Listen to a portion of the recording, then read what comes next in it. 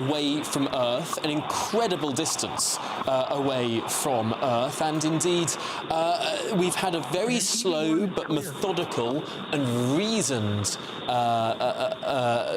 sort of detachment of the hatch, readjustment of the pressure in the suits and in the capsule, so that everything goes right when we have the first private spacewalk that has ever occurred. Wow, yes, it all seems to be going at a glacial pace. Yes. To protect their safety. Is that what happens when you're in such an atmosphere? Well, it'll all be doing little tests. It'll all be being measured. They'll be moving a little bit one way. Ground control will relay to them that everything is okay. One of the moments we saw that happening, of course, was when the hatch was opening.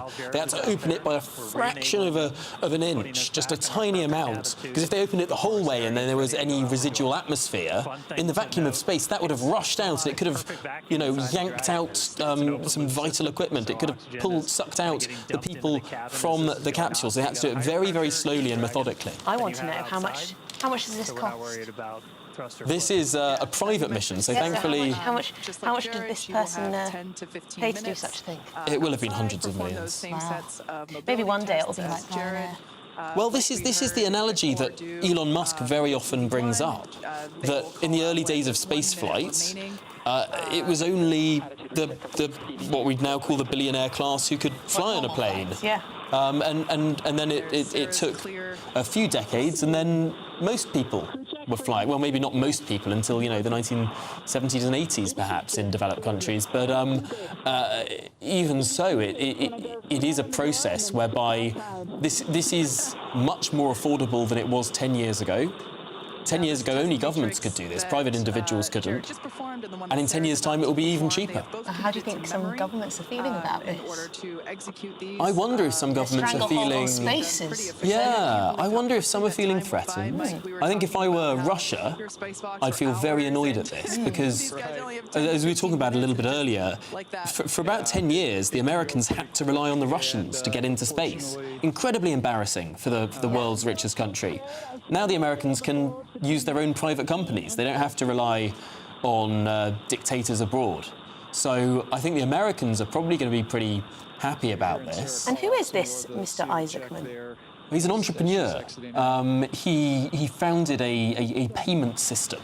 But he's also an enthusiast for flying. I mean, he's got planes. He's always been an enthusiast for space, and so this was sort of a natural step for this sort of a wacky billionaire. If you became a billionaire, you would definitely be up there, wouldn't you? Yeah, I'd like to think I would. First opportunity. I'd like to think I would, but you know what? I mean, I don't. It's easy to imagine. Oh, of course I'd do. Of course I'd travel. You know, not connected to anything, be hundreds of miles away from the Earth, further than anyone has been in more than half a century. And of course I'd just step out of the space vehicle, connected by nothing but an umbilical cord. Of course I would. Get a bit scared. I think I might be. A little bit frightened that you might not make your way back. I think I'd be mad if I wasn't a bit scared. I think every person growing up has had some kind of dream of being an astronaut. Or going into space. You have to have a strong stomach. Oh, you certainly do. You have to have a strong stomach. If you have motion sickness, then it's probably not the role for you. I wonder if we're going to get more space obsession now with this generation, because there's suddenly adventure in space again. I feel like sort of in the 90s and the 2000s, there wasn't so much excitement in space. I mean, virtually everything in culture in the late 1960s, early 1970s was space. Everything was space-themed. The biggest movies were Star Wars and, you know, all the rest of it. But, of course, we then stopped going so far. We stopped going to the moon. We stopped that far sense of adventure. But we're sort of rediscovering that now. I mean, there's always been a fascination with what's under the ocean. Yes. How deep that goes down. So there's some mad statistic that we've only explored a tiny fraction. You can only go so deep. So what's happening now? Well, it looks like we're having the second foray up through the hatch. We should be able to see an external shot very shortly, because this could be it. This could be... Here we go. Oh, there must be nothing like that. One of our own out there. That's awesome. It's hard to contemplate sort of how alone someone must feel just sort of that far from Earth. Nothing supporting this craft, floating there in just so far away from home. You know when you stand on the top of a mountain and you can't see much life? Yeah. It must be that, but on steroids. Yeah. Just staring into the abyss, just seeing the magnitude of what surrounds us. And looking in one direction and seeing all of life. Everyone that has ever lived, everyone alive today, all the history of the world, everything that goes on, everything we see, talk about, everything in your field of view. And if you look the other way, nothing. So how long does it take them to all come back down to Earth? Well, I don't know. It really depends how many more orbits they'll do of the Earth. I mean, they won't be there for a long time. I mean, frankly, the capsule isn't big enough to have, you know, food for weeks and weeks. They'll be back down tomorrow, I would expect, perhaps even later today. But this is, again, a remarkable sight to remind everyone. This is the first private spacewalk, the furthest humans have been since 1972, and an entirely new spacesuit that is being worn by these private astronauts in what is a pretty remarkable test, a test of the feasibility of the private space sector. And we might be, well, seeing a lot more of this in the years to come. Oh, now he's done it. You know, many a billionaire will wish to follow. Yeah. I'm sure. So what could have gone wrong on the way up that didn't, thankfully? Oh, well, thankfully, they flew on a Falcon 9 rocket. Now, these rockets have flown many times before. They're a very reliable rocket developed by SpaceX. They are the sort of workhorse of SpaceX. You now see, you know, multiple launches a week, sort of more than 50 launches a year of this rocket, getting satellites up into low Earth orbit, delivering resources to the International Space Station, delivering people to the International Space Station even, and in a sort of a slightly modified configuration, it can also be called the Falcon Heavy, when sort of 3 Falcon 9s are strapped together. This only required a Falcon 9. They'll be doing tests. They'll be coming in and out, and I think we used the analogy a little bit earlier of sort of, you know, standing on the edge of a diving board. Do you dive in? Do you not? That's what it looks like, doesn't it? Yeah, no one has let go of the aircraft yet. The spacecraft. Of course, there is no air.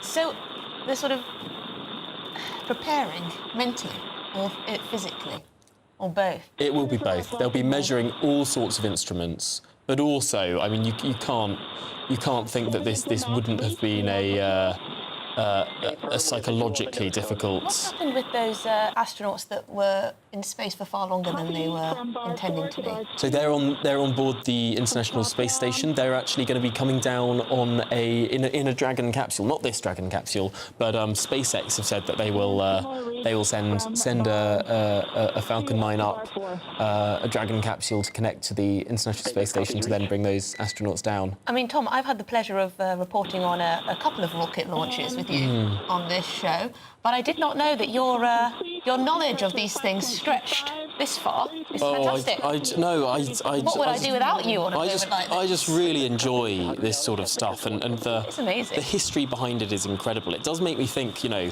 if the Cold War hadn't ended, or if the Soviets hadn't sort of been defeated in the space race, might we have had these sort of moments a lot earlier? If the Americans and the Soviets had competed for many more years and more intensely, I mean, what more technology might we have? There's a television series called For All Mankind that imagines an alternative history where the Soviets landed on the moon first, and so the Americans redefine the space race, and they're thinking that the winner of the space race actually is the first to get to Mars, or to, you know, it just goes further and further and further.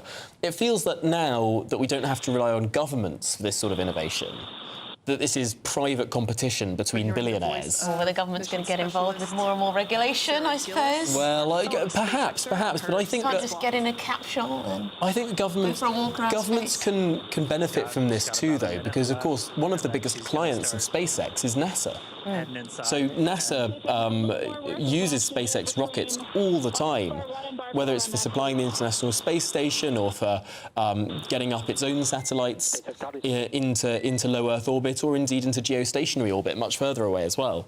And you could see the Earth dark, and we flew into... But it's not just about sort of the cost of these things. It's not just about the science and the advancements. One of the things that the first Apollo astronauts said when they went up to the moon, or even in missions that went less far, was that looking at the Earth from space, having a different perspective on just how fragile the planet looks, and seeing it there floating in space, the old adage of the pale blue dot. Some of those first Apollo astronauts said that, you know, their perspective on life completely changed after being up there in space. And they gave away their billions. And looking at the Earth. I don't think they ever had billions. Oh, right. But people become... These astronauts. Oh, these astronauts. Yeah, Billionaire ones. These billionaires. Well, perhaps they'll come down with a completely changed view of the Earth. There is this sort of effect that many astronauts say. You know, they go up, you know, they think they know themselves, but they see, you know, they're able to sort of hold out their hand and, like, sort of almost figuratively touch everything that has ever existed in humanity and think, wow, that's all there. It surely just gives you a different perspective on life, on how we live, on who we are. Well, it's certainly a unique experience every time, I imagine. You notice something different. I wonder if our politicians around the world would comment on this. I would imagine that we'd get a statement from at least the United States president on this mission. Keir Starmer once might it's have a congratulatory note. I don't know if Keir Starmer's a big fan of space. I mean, I hope he does, but I don't know if he will. I think certainly because this is a mission that launched from the United States of America, there are Americans on board. I think that American politicians will definitely comment on this. But of course, it's a huge story for the world as well, because this is opening a doorway that this won't be the first. This won't be the last private spacewalk. This won't be the last private space mission. This is a pioneering mission that will sort of, you know, toe the path, clear the path for the next lot. You certainly realise how insignificant you are, perhaps, as a being. Or you might come back with a god complex. I don't know. It could go one of two ways. It could be humbling, or it could be could be quite the opposite. But quite incredible to watch this and to see it so close up. It is, and it does make you think that we sort of have missed out in recent decades. I mean, the last time man set foot on the moon was December 1972. For context, that's before Britain joined the European Economic Community. It's a very long time ago. I mean, it was one of the reasons that the NASA budget sort of was wound down a bit, and there were meant to be more Apollo missions after Apollo 17, but Apollo 17, I think it was Apollo 17, was the last mission to the moon. And one of the reasons why was that the Vietnam War was going on, and people were very angry with the amount that was being spent on all sorts of these things, and there was a sort of consolidation of public expenditure. But one of the remarkable things about this too is that we can see it.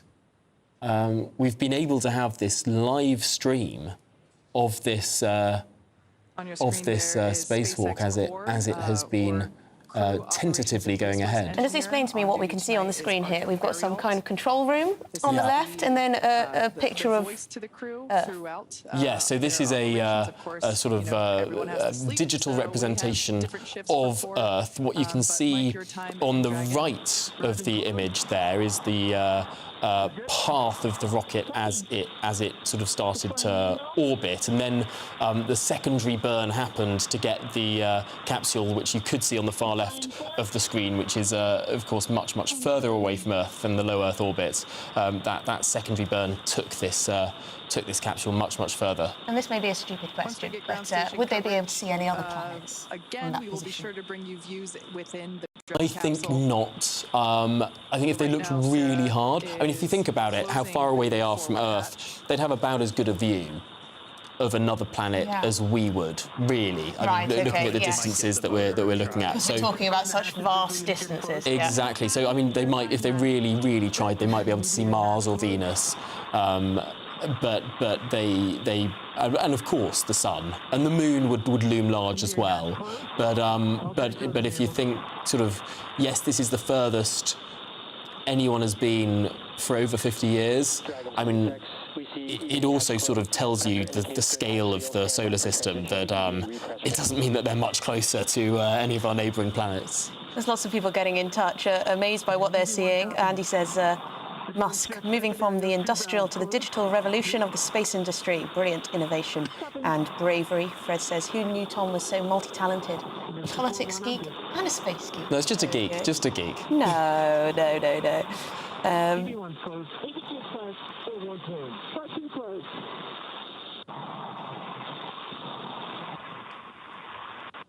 Now, we will be dipping back into this historic spacewalk as we get more information on it. It seems that we have lost signal from the craft for the time being. Of course, it has been dipping in and out, given where it is and, frankly, where on the Earth it is currently above. That will depend on the signal that we can get. But there we go, the first private spacewalk in the history of mankind.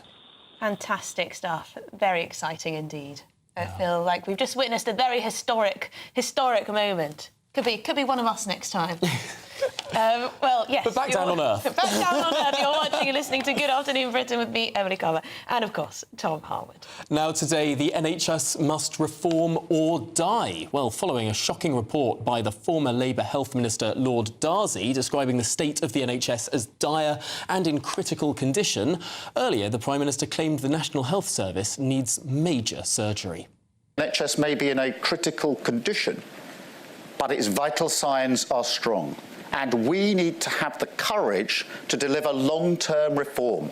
Major surgery, not sticking plasters.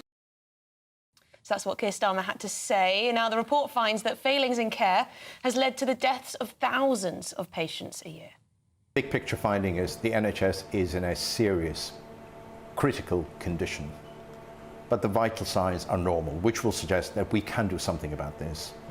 To do it well, we need to engage the whole staff, patients, the public, the political leadership, all aligned to make that change happen as quickly as we can, because we can.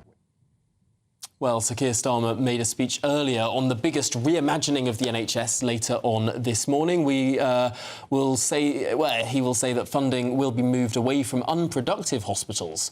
Wes Streeting, the Health Secretary, said Labour will face their government's recent criticism head-on and face up to the hard choices they've had to make.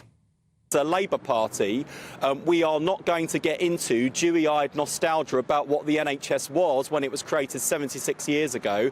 We are going to face up to the hard choices and challenges today. So the NHS is there for us for the next 76 years, and we deal with the awful situation we see today, where those who can afford it are paying to go private because the NHS isn't there for them, and those who can't afford it are left behind.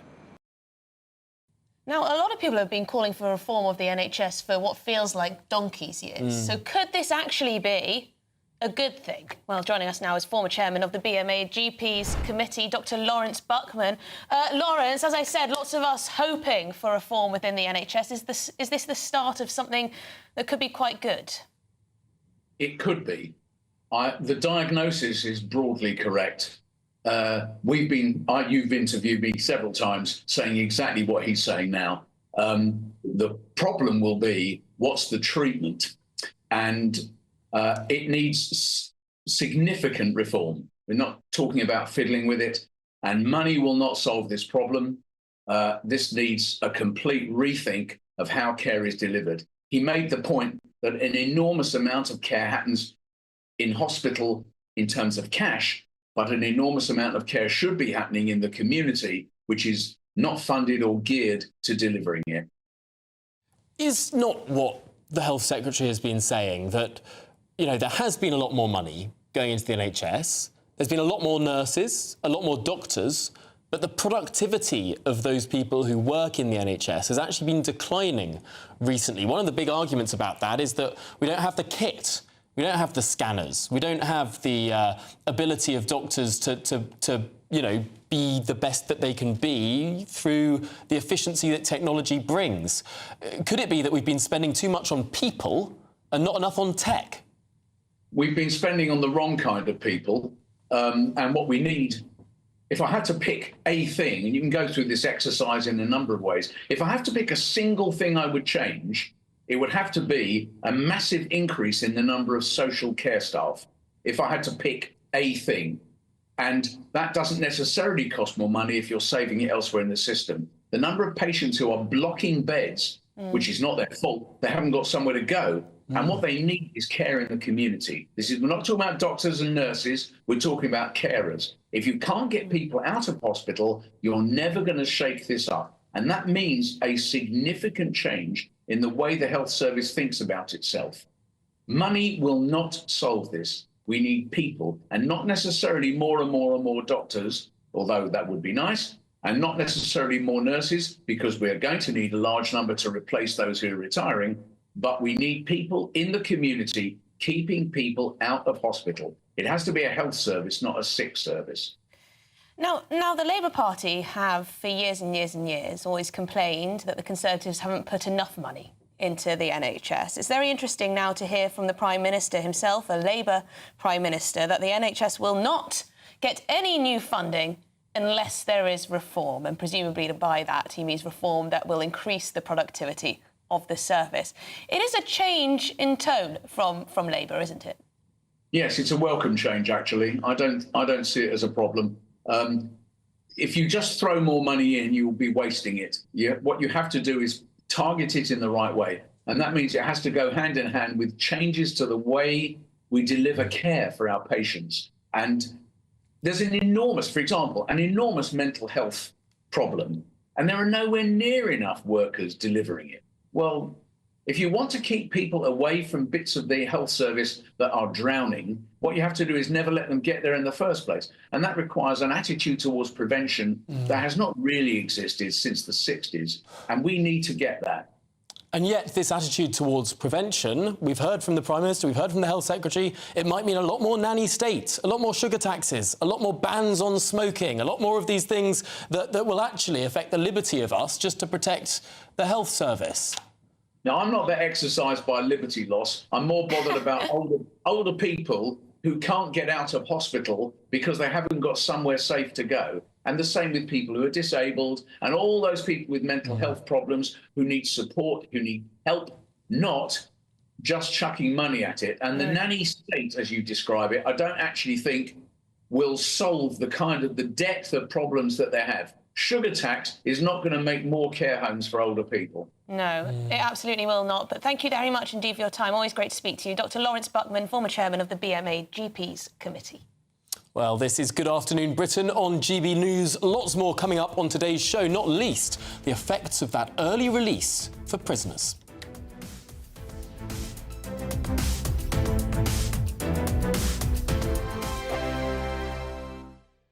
Nana Queer, weekends from 3 p.m. I'm now joined by a truly inspirational man. He's an endurance runner, Ben Smith. 401 marathons in just 401 days for mental health and well-being. He was spurned on after being bullied as a child, was able to raise a whopping £250,000. I'm pleased to say that he joins me now. Right, so this was a while ago, wasn't it? Yes. How long ago was it? Well, we're coming up to, I think next year, roughly about 10 years since we started it. In 2026 will be 10 years since we finished. So when did you run the marathons? So it was between 2015 and 2016, over the course of 401 days, all around the UK. What kind of madness was that? Oh, it was an adventure, let me tell you. Yeah. Like, honestly, on day one when we started in Bristol, never ever thought that the project would ever become what it became. But over the course of the 401 days, we ran with 13,500 people within 8 miles of everywhere on the British mainland, from Land's End to John O'Groats. So, and that was the journey from Land's End, John O'Groats?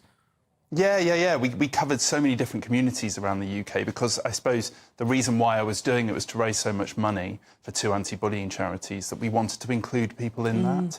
And yeah, I got to run in some amazing places. I bet you did. What would you say is a beautiful place? I mean, the whole country, I love this country, but there are some outstanding, you know, beautiful areas around. What would you say? Oh, definitely. Where's the best place that you run? Well, I think I've got a few, but I think I would say probably the Highlands of Scotland. I knew you were going to say someone like that. Yeah, just the kind of vastness of it, the dramaticness of it.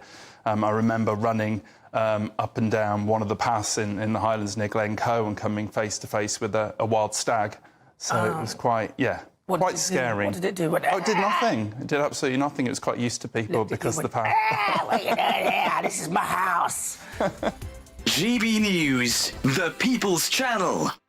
If you want your news to be straight talking... This is a nightmare for the Conservatives again. Down to earth. It's not just Nottingham where this is happening, is it? And most importantly, honest. Hard-working, middle-class taxpayers, they'll get their book thrown at them. Then catch me, Martin Daubney, Monday to Friday, 3 till 6 p.m. on GB News, Britain's news channel.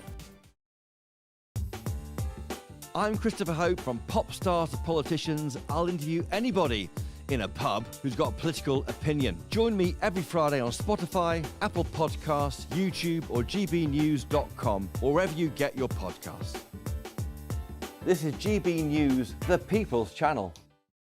We're proud to be GB News, the People's Channel. And as you know, we always love to hear your views. Now, there's a new way of getting in touch with us at gbnews.com/your say. By commenting, you can be part of a live conversation and join our GB News community. You can even talk to me, Bev Turner, or any of the members of the GB News family.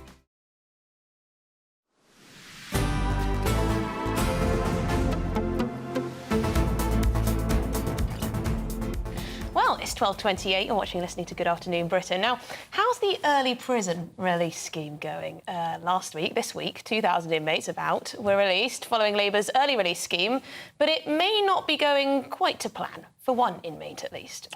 Well, a man has been re-arrested, yes? Released, then re-arrested. This on suspicion of rape and sexual assault moments after being released. Yes, so the man was seen walking out of the gates of the jail. I believe this was at Wandsworth Prison down in southwest London, before turning his head to see police waiting for him. So he was immediately rearrested. And this is what people were warning about. We have to be a little bit careful because this is an active case now, because he has been rearrested and presumably he will be charged. But what does this say about the fact that the government decided we're going to release these people? We're not going to release any violent offenders. Of course we're not. Absolutely, of course we're not. Turns out that actually there were domestic abusers and other violent criminals with, you know, career criminals just let out. And I would not be surprised at all if this was not the last rearrest that we will see. I'm shocked, actually, that it happened quite so soon. I mean, the prisoner release was, what, Monday? Yeah. And we're halfway through the week and there's been a rearrest. Well, there was a rearrest on day one. But shall we speak with the former head of the Royal Protection at Scotland Yard, Di Davies? Because Di, am I right to be concerned here that actually a lot of these people that have been released will soon be rearrested? Well, sadly, in this country, unlike Norway and other more advanced nations in terms of looking at their prisoners and how they deal with them, 50% or more will re-offend within a year. And that's a presumption that the poor old police will catch them. How many go uncaught is something we don't really know. But your previous speaker was talking about the national health and the need for resources and to point them in the right direction. And clearly, successive governments in this country have failed. They have failed society and they have failed some of the prisoners because the conditions in many of our prisons are appalling. Something needs to be done, but it costs a lot of money. And that, as always, is the issue. And so I am concerned, but of course all prisoners almost are released. And I think what has to be done is a careful scrutiny of the circumstances of the offence, which meant a judge sent them to prison for a certain period. So each case has to be scrutinised. And I'm not sure they are doing that. And then when they are released, there's enough probation officers and those who supervise them to actually ensure that they are on the path to redemption, as it were. Yeah, one of the other things that I think a lot of people are worried about, I certainly am, is that because of the overcrowding in prisons and because the criminal justice system is so full and under pressure at the moment, that police aren't going to be able to arrest people necessarily, that they're going to let people off with a slap on the wrist for things. We know shoplifting is practically legal in this country. It feels as though, if you look at the rates on that. Do you imagine that that's happening? Well, again, the police have to use their discretion. And again, there is a balance. I recall in my, half a century and more of police service and consultancy at home and abroad, it varies. I can remember when we used police cells in Southall, in Twickenham when I was there, going back to the 80s. It's happened before, but it is a drain on the police service. And again, as you rightly say, they have to use their discretion. But I hope they would use that discretion in terms of violence, domestic violence in particular, and other offences. The other thing I would say... Yeah, but we found out some of the people released early were, in fact, domestic abusers, told by the government that absolutely no violent offenders would be let out early, yet we find out, very soon afterwards that, in fact, there were. But thank you so much for talking to us. Sorry we have to leave it there. Di Davis, former head of Royal Protection at Scotland Yard. Well, this is Good Afternoon Britain on GB News. A lot more coming up on today's show, including a £22 billion porky. Yes, more on that after the news.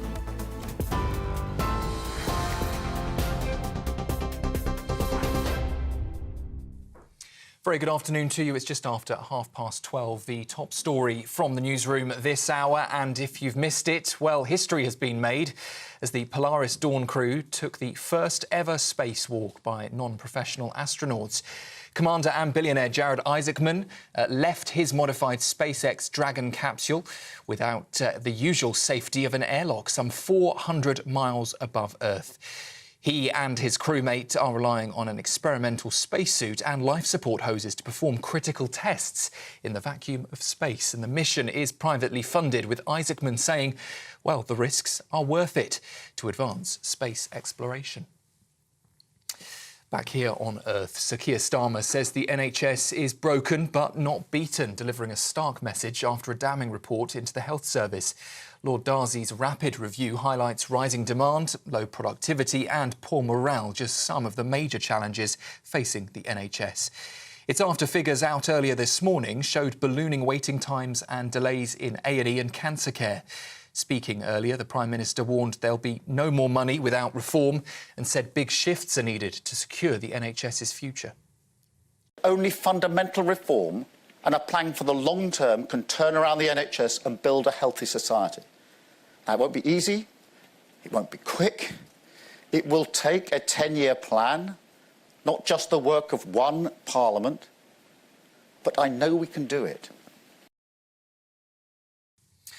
A Royal Navy warship has seized £160 million worth of cocaine in the Caribbean, intercepting a so-called narco sub in a joint operation with the United States. HMS Trent, sailing around 200 miles south of the Dominican Republic, seized 2,000 kilos of cocaine, marking the ship's 8th drug bust in 7 months.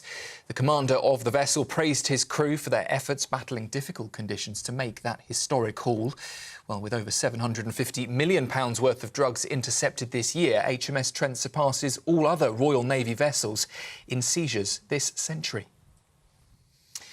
In a sign that major changes could be ahead for the UK's workforce, health and care worker visa applications have plunged by 83% from April to August of this year. New figures out today from the Home Office have revealed dependent visa applications also dropped by 73%. Meanwhile, student visas saw a 17% drop, but dependents of students took a sharper hit with an 83% decline. In contrast, though, applications for skilled worker visas rose by 18% over the same period. And finally, the wife of disgraced paedophile TV star Rolf Harris has died at the age of 93, 15 months after her husband's death. Alwyn Hughes, who had been suffering from Alzheimer's, stood by Harris throughout his jail term for child sex offences. The couple were married for 65 years. Despite her husband's scandal, Hughes attended every day of Harris's trial in 2014 alongside their daughter, Bindi. If you were watching on television, just a warning that that wasn't Rolf Harris's wife, I don't believe, in those pictures. Those are the latest GB News headlines for now. I'll be back with you in half an hour. For the very latest GB News direct to your smartphone, sign up to News Alerts by scanning the QR code or go to gbnews.com/alerts.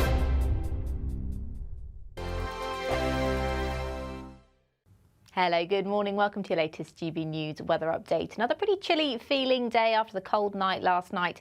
It's actually going to be a colder night in the coming night, and there will still be a few showers around. But I think a generally drier day, particularly across western areas. We've got high pressure building in for Friday, but before then, still a cold Arctic northerly wind pushing into parts of Scotland and northern England, northeastern England in particular through today. So here it will still feel particularly cold in the wind, but further south and west, a little bit more shelter here, so it will feel slightly warmer today compared to yesterday.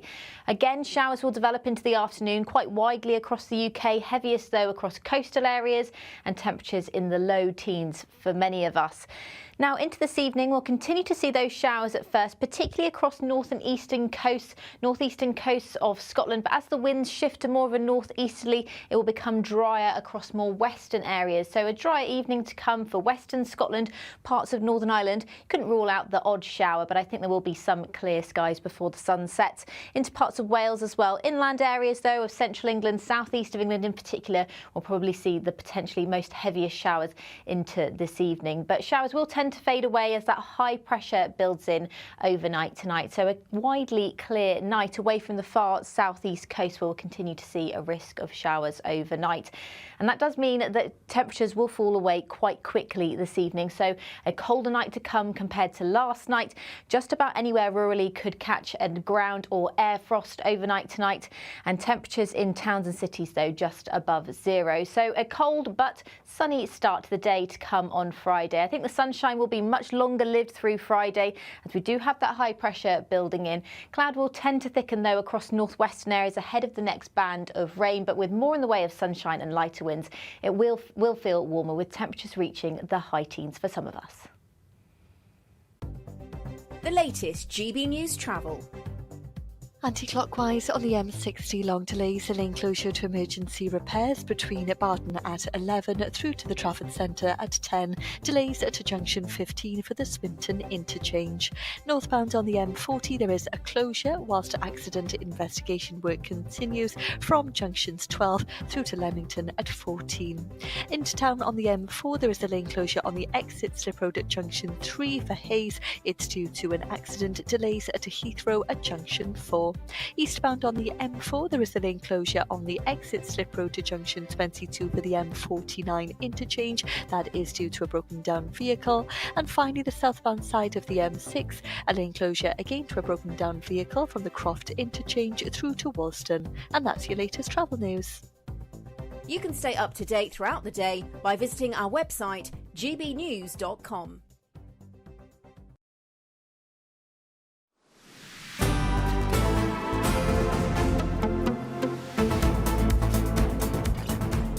Good afternoon, Britain. It's 20 to 1. Now, the Treasury is refusing to provide key details on the so-called £22 billion fiscal black hole that the new Chancellor claims to have discovered. Yes, well, at the same time, the government is also refusing to publish their own impact assessment on how cutting winter fuel payments will harm pensioners.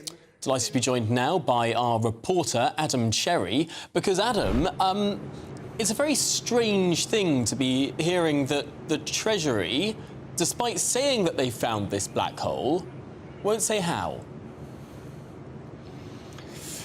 Yeah, it is an interesting one, isn't it? It suggests there's a political element to this rather than just an economic one. Now, they do say, and by the way, this all stems from a freedom of information request that came from the Financial Times newspaper. And the response from the Treasury was that in the fullness of time, they'll explain this figure, perhaps at the budget at the end of October. But that the fact that they're not responding to it now should not be taken as read that the figures are somehow wrong or misleading. So they are promising to address this at some point. Meanwhile, as you say, the winter fuel allowance continues to dog this government.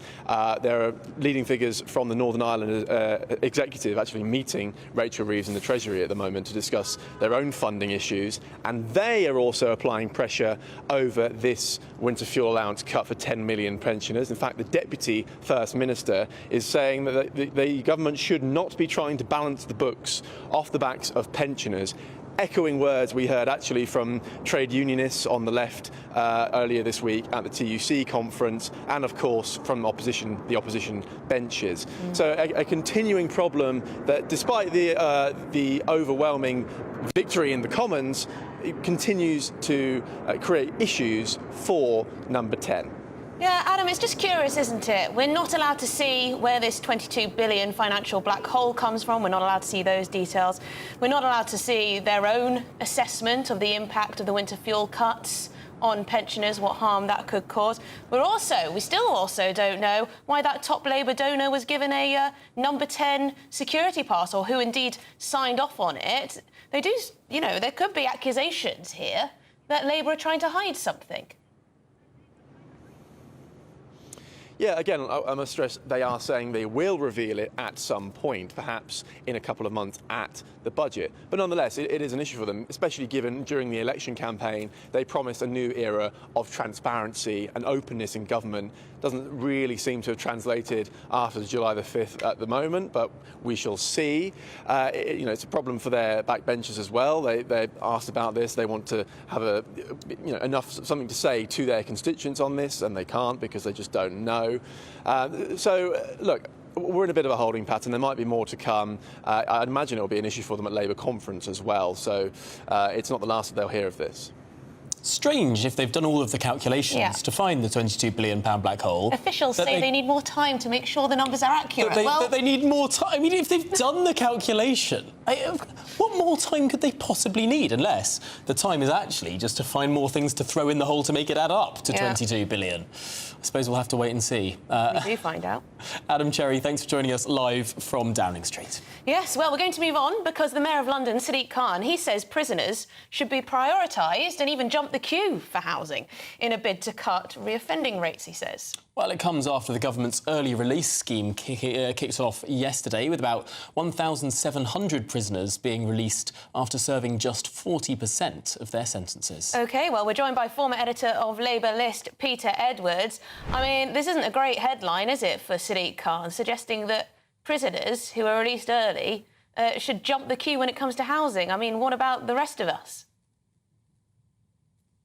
Good afternoon. Well, it's not going to win many votes, is it? But the job of politicians, particularly those who've been in power for a long time, like Sadiq in London, is to say what's in the best interest of the country. You know, about 30% of people come out of prison don't have anywhere to go to. They might not have a close network of family and friends. They will obviously have associates if they've been involved in breaking the law. But do you want that person to be able to claim social security, have a stable address, get a job, make a contribution to society, or do you want them to be at risk of drifting back to their old ways, which of course is more crime, more misery for the rest of society, well, yeah, okay, and a lot Peter, more but cost. there are families. So this comes down to spending a bit of money. There are young families who've been waiting for years to get social housing. Do you not see how this creates the feeling that it's one rule for one people who break the law, and it's another for the law-abiding rest of us? Well, I lived in the inner city in East London for about a decade, so I've seen close up the impact of social housing, the lack of investment, and then the waiting list as well. But you know, it's so if you're on that waiting list, that's a really unhappy place to be, and they've got longer and longer because they don't build enough houses. But delve beneath the headline of what Sadiq said overnight. It costs society less money to get ex-offenders back on the straight and narrow. It costs me and you and the viewers more money if people re-offend. So which would we prefer? No, I kind of get the argument here. Of course, we wouldn't be having this conversation if we had enough housing. If there wasn't a massive social housing waiting list, and frankly, if the market rate was a bit lower so that people didn't have to be in the social housing waiting list queue either, we wouldn't have to be talking about how we ration out the tiny number of homes that we have, particularly in the capital. But I suppose, Peter, we are where we are, and it becomes an issue of fairness. Yeah, but fairness is never taken in isolation, because governments still have to pay for what they're doing. So we don't build enough houses. The last Labour government under Tony Blair and Brown, they didn't build that many, but they did a lot on refurbishment of the existing social housing stock. The Coalition and the Tories built relatively little, very, very little. So there is a social housing crisis, and that, without being party political, you know, that's built up over many years. Has not the Mayor of London failed time and time again on his targets in London? I mean, he has various targets to meet in London. He's set them himself, and he continues to fail on that front and with social housing. Well, and I didn't hear all of your question, but all politicians miss some of their targets. Sadiq Khan has built quite a few social houses. If you've got the number to hand, please share it. But of course, yeah, they're measured in so many ways. They won't hit all the targets. That's impossible. No, but of course, London has had its housing target overall, not just social housing, but private housing as well, cut by 20% by this government. I mean, that's not going to help. No, but, you know, the Tories keep pointing back. Labour keep pointing back to the inheritance of the Tories over the last 14 years. And I think, again, it's a wider issue. We're not very good at building houses. London is a particularly painful one, because the average cost of a new home in the private sector is pushing £500,000. Obviously, it's much less than that outside of London. London is also quite crowded in terms of land, but new developments are being done. You know, if I could wish maybe a couple of things for the new Labour government, is get those NHS waiting lists down and build again. Because if you build more homes, that's good for the people who live there. It's good for construction firms and a wider economy. And it is all about fairness, because, you know, everyone deserves a home of their own. Well, let's hope they can get on doing that. Peter Edwards, former editor of Labour List, really appreciate your time this afternoon. Just imagine if you've been waiting on a list and then you hear that someone who's just come out of prison beat you to it. Yeah. I mean, that's where we are, though, isn't it? It's not a good position. No. But I do completely get the argument. His point, I get the argument. I mean, if these people have to go on the streets or go in with some sort of criminal... I'm just imagining sort of Fagin's Den from Oliver Twist. Or sort of, if you have to live there with a bunch of other criminals, well, you're going to go back into being a criminal, aren't you? Yeah, well, we've got lots more coming up on today's show. I believe we're going to be speaking to a woman who was on Strictly Come Dancing.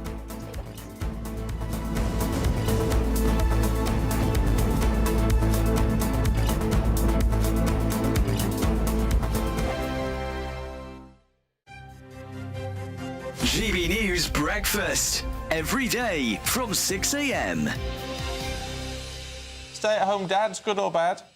I personally think when you just have a baby, your hormones are all over the place, you're breastfeeding, to go back to work, I feel personally it's a big old thing. And I think babies really need their mums. On the other side, if a stay-at-home dad was a stay-at-home dad for years, I would also say, well, come on now, the children are in school. What's the issue? Why can't you go back to work? It's really interesting because my husband's been a stay-at-home dad for 6 months and is working part-time. We both work part-time now. And that was always the choice that we were going to make. And it's been the best thing ever for my family. My husband and my daughter have the most incredible bond. He's much more practical, playful, and a better problem solver than me. I mean, the problem I see, Annette, with all of this is that you do get a lot of women who say, we don't want the stereotype, we don't like the stereotypes. And when men say, well, actually, I want to be the parent staying at home and looking after the child, it's frowned upon. So you can't have it both ways. I wouldn't say that's a long-term stay-at-home dad. And also, we're talking about, actually, dads should look after their children, and we shouldn't be praising them and say, oh, they're underappreciated for changing a nappy. That's their duty. I think it takes real guts as a man to decide that you're going to give up those things that society deems so highly.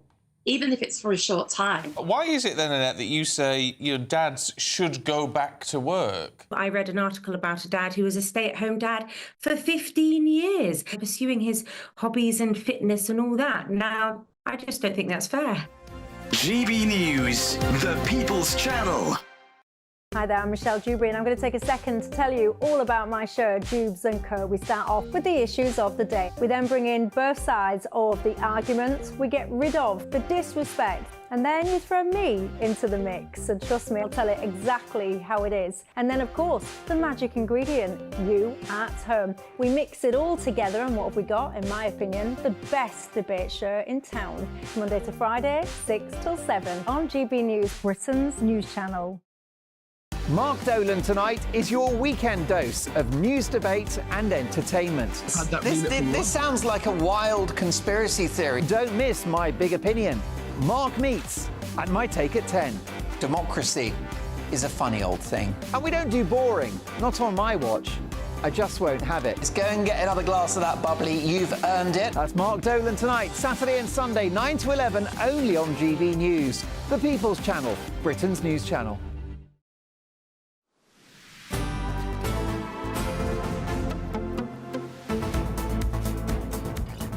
OK, welcome back. Lots of you getting a bit riled up about the fact, well, what Sadiq Khan had to say about how some prisoners should be given priority, jump the queue, essentially, when it comes to social housing. John says, easy. Do a small crime, get 12 months, serve approximately 4 months, then get a house or flat. Seems like everyone should jump onto it. Well, I suppose that's one way to cheat the system if you can guarantee getting a house in London. I always do find it extraordinary that so much social housing in London is in Zone 1. I don't know why it needs to be in Zone 1. The most expensive real estate in the country is given to subsidised housing. Why can't that be in Zone 3? I don't know.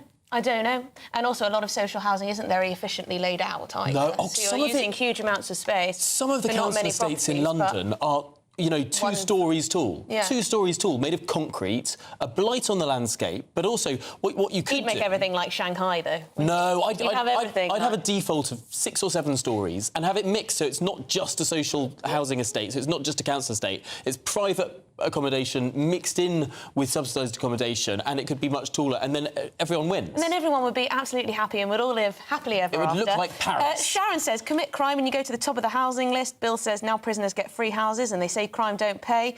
Linda says, really, that could become a cycle. Go to prison, leave early, go to the top of the housing list, find somewhere to live. My head is in my hands. My head is in my hands most days, Goodness Linda. me. But yes. Well, Henry says it won't be long until Starmer is hated as much as Khan and they can drive around in a convoy for protection. That's Henry's assessment of the approval rating of 2 of the leaders in this country. Sadiq Khan does have quite the convoy.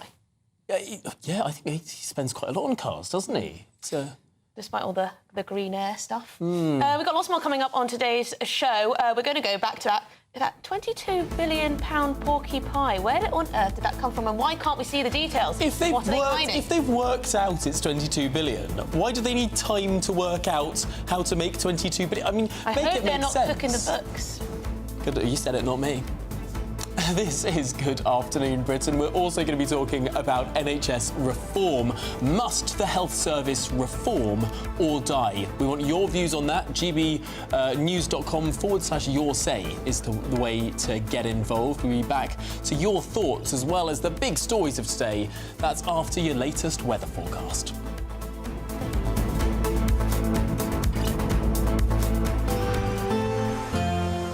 A brighter outlook with Box Solar, sponsors of weather on GB News. Hello, good morning. Welcome to your latest GB News weather update. Another pretty chilly feeling day after the cold night last night. It's actually going to be a colder night in the coming night, and there will still be a few showers around. But I think a generally drier day, particularly across western areas. We've got high pressure building in for Friday, but before then, still a cold Arctic northerly wind pushing into parts of Scotland and northern England, northeastern England in particular through today. So here it will still feel particularly cold in the wind, but further south and west, a little bit more shelter here, so it will feel slightly warmer today compared to yesterday. Again, showers will develop into the afternoon quite widely across the UK, heaviest though across coastal areas, and temperatures in the low teens for many of us. Now, into this evening, we'll continue to see those showers at first, particularly across north and eastern coasts, northeastern coasts of Scotland. But as the winds shift to more of a northeasterly, it will become drier across more western areas. So a dry evening to come for western Scotland, parts of Northern Ireland. You couldn't rule out the odd shower, but I think there will be some clear skies before the sun sets. Into parts of Wales as well. Inland areas, though, of central England, southeast of England in particular, will probably see the potentially most heaviest showers into this evening. But showers will tend to fade away as that high pressure builds in overnight tonight. So a widely clear night away from the far southeast coast. We'll continue to see a risk of showers overnight. And that does mean that temperatures will fall away quite quickly this evening. So a colder night to come compared to last night. Just about anywhere rurally could catch a ground or air frost overnight tonight. And temperatures in towns and cities, though, just above zero. So a cold but sunny start to the day to come on Friday. I think the sunshine will be much longer lived through Friday, as we do have that high pressure building in. Cloud will tend to thicken, though, across northwestern areas ahead of the next band of rain, but with more in the way of sunshine and lighter winds, it will feel warmer, with temperatures reaching the high teens for some of us. That warm feeling inside from Boxed Boilers, sponsors of weather on GB News.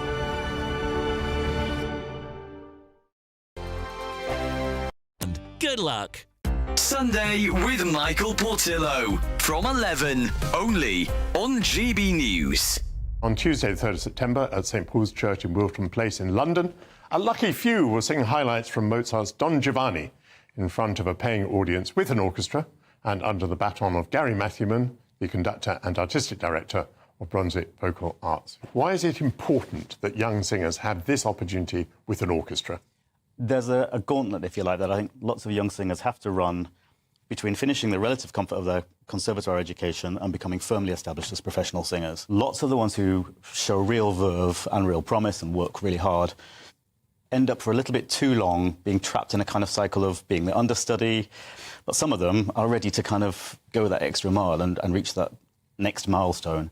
And we as a charity thought, well, what a lovely thing it would be to handpick some of these best young singers, give them intensive coaching on the role that they're going to perform, give them the chance to work with professional players for the first time, and crucially, have the thing professionally filmed and recorded. Because the first question all young singers are asked when they meet somebody influential now is, well, what's your website? Or you have coached the singer, coaching the singer either towards a recital or towards their performance, their part in an opera. Tell me a little bit about that process. It's a case of asking them questions which make them bring a character to life, so that when an audience member witnesses this person singing, they don't just think, oh, that's a pretty noise. They think, oh, there's something going on here that I recognise. And especially in a context like this, which is related, I think, to when people sing recitals. Say they sing 20 songs in that one evening, they've got to present 20 roles, 20 mini operatic roles, if you like. And we need to see the change in their bearing. We need to see the change in their approach to the text, as well as to the kind of the technical focus of their singing and how they produce sound. GB News, the People's Channel.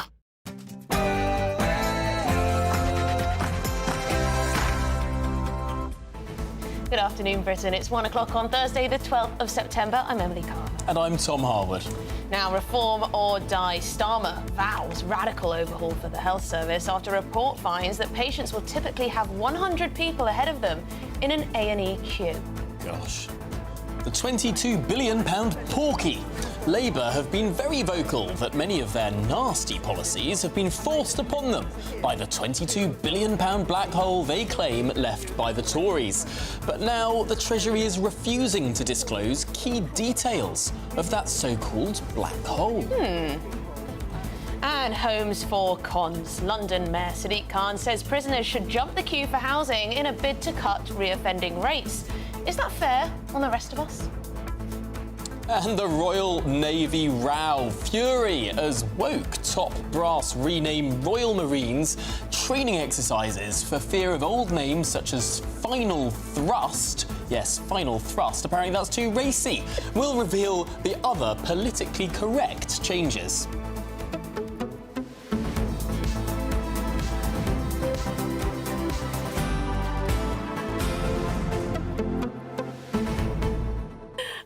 Nothing wrong with a final thrust. All right, Tom. Settle down. Settle down. Getting a bit excited about all these racy names. It's not. When I heard that the Royal Navy would be, you know, changing names, I expected them to be genuinely like outdated or bad. You know, I expected perhaps there to be racial connotations, but no, it's just a bit of sexual innuendo. I mean, this country is run on sexual innuendo. What's wrong with a bit of that? We are so sanitised, aren't we, these days? Yeah. In some ways, and yet also elsewhere, it's a bit horrendous. I mean, if we can't have a bit of carry on. I don't know what this country's for. A former instructor says woke police have nailed us as Commando Training Centre programmes undergo a rebrand. So, yes, all of these exercise names are now deemed unprofessional. So you can't say final thrust. You can't say other things such as, I will find them. You can't say direct action. What's wrong with direct You can't action? say violent entry. It has to be green salamander. But you're in the army, you're in the Navy.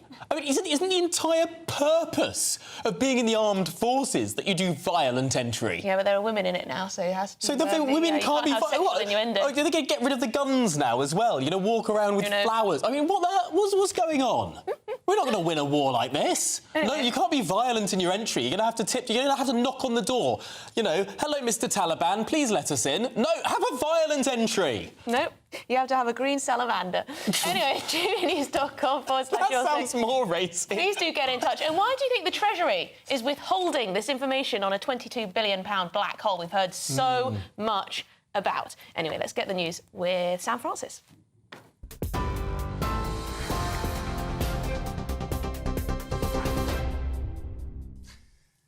Good afternoon. It is 3 minutes past 1 and the top story from the newsroom this afternoon. Sir Keir Starmer says the NHS is broken but not beaten, delivering a stark message after a damning report into the health service. Lord Darcy's rapid review highlights rising demand, low productivity and poor morale, just some of the major changes facing the NHS. It's after figures out earlier this morning showed ballooning waiting times and delays in A&E and cancer care. Speaking earlier, the Prime Minister warned there'll be no more money without reform and said big shifts are needed to secure the NHS's future. Only fundamental reform and a plan for the long term can turn around the NHS and build a healthy society. Now, it won't be easy, it won't be quick. It will take a 10-year plan, not just the work of one Parliament, but I know we can do it. However, the Conservatives say it's time for the Labour Party to turn rhetoric into action, and Shadow Health Secretary Victoria Adkins told us earlier she's concerned about the government's slow first steps tackling the healthcare crisis. I'm concerned because the first action of this government was to allow a budget-busting pay rise for junior doctors with no productivity forms attached. And they are also, I hear, going to cancel the productivity plan that I was bringing forward for technology. And if that is what they're doing, then that is of concern, because I fear we're in for an even rougher ride. News overseas, and 6 aid workers with the United Nations Refugee Agency have been killed in 2 airstrikes on a school in Gaza, marking the highest death toll among UN staff in a single incident. One of those killed was the manager of a UN shelter that housed around 12,000 displaced people, mostly women and children. The school has been hit now 5 times since the war began, which erupted following a Hamas-led attack on Israel on the 7th of October that sadly killed 1,200 people and left 250 people abducted. Ukraine is calling on the UK and the US to lift restrictions on using Western weapons against Russian targets. That was during a visit by the Foreign Secretary and the US Secretary of State. At a press conference in Kyiv last night, David Lammy and Antony Blinken praised Ukraine's bravery, but avoided committing to President Zelensky's request to use long-range missiles for strikes inside Russian territory. Both leaders, though, did pledge financial support, with £600 million from the UK and more than $700 million from the US for humanitarian aid and energy needs. Discussions will continue in Washington on Friday. Here, Martin's Law, named after 29-year-old Martin Head, who was one of 22 people killed in the Manchester Arena bombing, has been introduced to Parliament today. The new legislation aims to strengthen public protection against terrorism. Under the law, venues must adopt actions like training staff and improving security protocols. That, of course, depends on their size and capacity. It fulfills the Prime Minister's promise to Martin's mother, Figen Murray, to bring in the law after her tireless campaigning. Finish what you started. That's the warning to the Prime Minister from a think tank following this summer's nationwide riots. After violent clashes in towns and cities sparked by the deaths of 3 young girls in Southport, Sir Keir Starmer vowed that offenders would, he said, face the full force of the law, with over now 200 sentenced. However, British Future, the think tank, says the root causes must be tackled, calling for integration between convicted rioters and community groups to prevent more violence. Experts are also calling for a national social cohesion strategy, warning that without it, divisions could deepen. In a sign that major change could be ahead for the UK's workforce, health and care worker visa applications have plunged by 83% from April to August of this year. New figures from the Home Office out this morning revealed dependent visa applications also dropped by 73%. Meanwhile, student visas saw a 17% drop, but dependents of students took a sharper hit with an 83% decline. In contrast, though, applications for skilled worker visas rose by 18% over the same period. Data centres will be classified as critical national infrastructure to protect against cyber attacks and IT blackouts, the government's announced. The facilities store vital data from NHS records to smartphone photos and financial information. Their new status now puts data centres on par with water, energy and other emergency services, ensuring greater government support to fend off any possible cyber threats or outages. The National Crime Agency has seized hundreds of dangerous life jackets that were destined for criminal gangs smuggling migrants across the Channel. The NCA, working with Dutch and Italian authorities, intercepted the faulty jackets in the Netherlands. The jackets, which wouldn't have worked in deep water, were intended for small boat crossings and included some children's sizes. We understand a 23-year-old lorry driver has been arrested as part of that ongoing investigation. And the wife of disgraced paedophile TV star Rolf Harris has died today at the age of 93, 15 months after her husband's death. Alwyn Hughes, who had been suffering from Alzheimer's, stood by Rolf Harris throughout his jail term for child sex offences. The couple were married for 65 years, and despite her husband's scandal, she attended every day of Harris's trial in 2014, alongside their daughter. And finally, taking space exploration to new heights. 2 civilians have just completed the first ever commercial spacewalk. Billionaire Jared Isaacman and his crewmate Sarah Gillis floated out from their SpaceX Dragon capsule 400 miles above Earth using experimental spacesuits. Without the usual safety of an airlock, the daring duo tested life support systems in the vacuum of space. And that privately funded missions made them the first to take a cosmic stroll without being professional astronauts. Now, though, the hatch is closed and the pair are safely back inside. Those are the latest GB News headlines for now. I'm Sam Francis, back with you for another update in half an hour. For the very latest GB News direct to your smartphone, sign up to News Alerts by scanning the QR code or go to gbnews.com/alerts.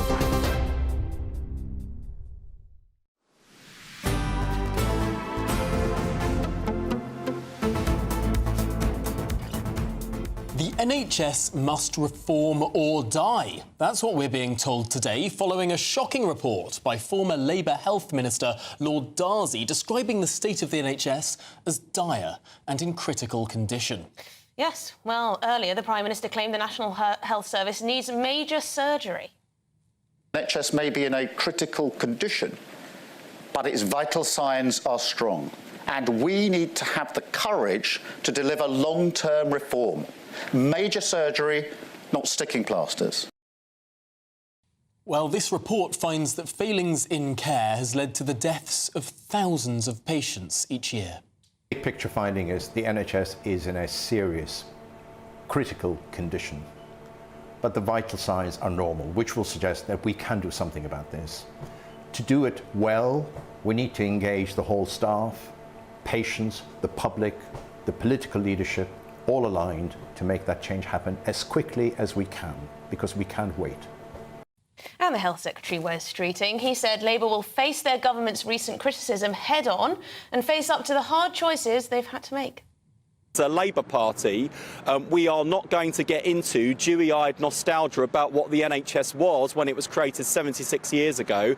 We are going to face up to the hard choices and challenges today. So the NHS is there for us for the next 76 years, and we deal with the awful situation we see today, where those who can afford it are paying to go private because the NHS isn't there for them, and those who can't afford it are left behind. So, Keir Starmer saying that the NHS needs major surgery, not sticking plasters. A nice NHS-themed strap there. Well, I mean, he's right. Yeah, I think he is right. anyone can see how stretched the NHS is. There are 20% more doctors and nurses than before the pandemic, and yet things feel worse. There is more money being spent on the NHS than has ever been spent on it before.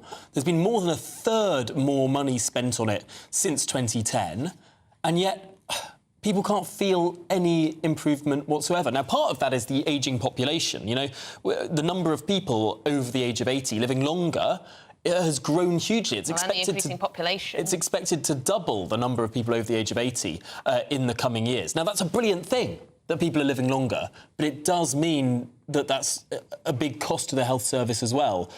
And I don't know how we square this circle, because, I mean, is there a magic reform button that can be pressed to sort of magically make it that much more efficient?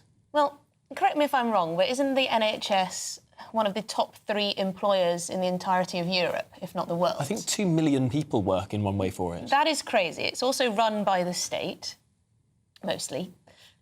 So how on earth do you go about reforming it as an entire institution? I mean, the inertia must be absolutely enormous, really, to try and do anything, to try and steer it in a slightly different direction. I mean, there have been a lot of people of the free market persuasion who have argued for donkey's years that it's not fit for purpose as it is. We need an entirely new funding model. We need to have some kind of social insurance model, as they have in some countries on the continent. We have to look to France, we have to look to Germany, we have to look to wherever else, Singapore, and see what they're doing right. Because it cannot be the case that in this country, for all our flaws, that we have people waiting hours, if not days, for basic treatment at an A&E station. I mean, it's crazy. It's the fundamental problem of economics. You know, if you've got a limited resource, as healthcare will always be, because the demands of people to have healthcare. I mean, everyone would like a bit more healthcare if they could. If I could have a checkup every week, and it would be really easy for me, of course I'd have that. So you're going to have infinite demand. Well, maybe I'm just exaggerating, but of course there will always be more demand than there is ability to provide.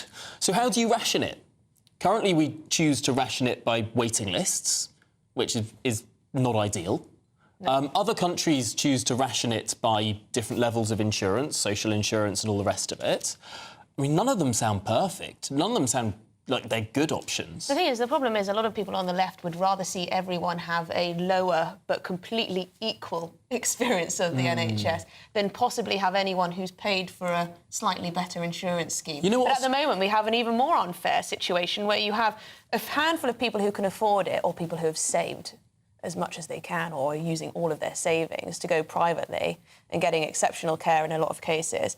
And then everyone else who can't possibly afford it having to wait for donkey's years. And then COVID, of course, made everything dramatically worse. What a state of affairs, Let us know if you've got any tips. What do you think? Perhaps you've worked in the NHS, perhaps you are currently working in the NHS and you've got a few ideas. Is it a problem that we have too many managers, not enough actual doctors and nurses? Do we just have too many doctors and nurses and not enough managers? Not enough managers. This is Tom's thing. He thinks we need more managers. I genuinely think that... You're on your own with that one. I might... No, there is some other... I've completely stolen the opinion from some people, some brilliant healthcare writers. Because one of the things is, we've got loads of doctors and nurses now, 20% more, but then they're not put in the right place. They're spending their time filling out forms. The managers should be filling out the forms. The managers should be doing the managing so that the doctors and nurses can do the medical stuff. But if you've got loads of doctors and nurses and they're having to, you know, divvy up resources and fill out sheets... I mean, if you had more managers, they could do that. But that's never going to be a politically popular thing to say. And that's one of the other problems with a completely state-run system, whereby every politician knows the way to win an election is say more doctors, more nurses. It's not popular to say more managers, even if that's what might be needed. arrested. Also, the NHS gets ripped off so much, doesn't it, when it comes to drugs, when it comes to equipment, when it comes to staple guns and computers or whatever you need to run a hospital. We pay through the nose, don't we? There's not enough haggling power, I've heard. Anyway, well, let us know. Perhaps you've worked in procurement. Absolutely. gbnews.com/yoursay, the way to get involved, as always. Well, elsewhere, sentencing is taking place today in Sheffield following a 5-year investigation by officers from the National Crime Agency into child sex abuse offences against teenage girls in Rotherham in the early 2000s. Well, we're joined now by our national reporter, Charlie Peters, outside Sheffield Crown Court.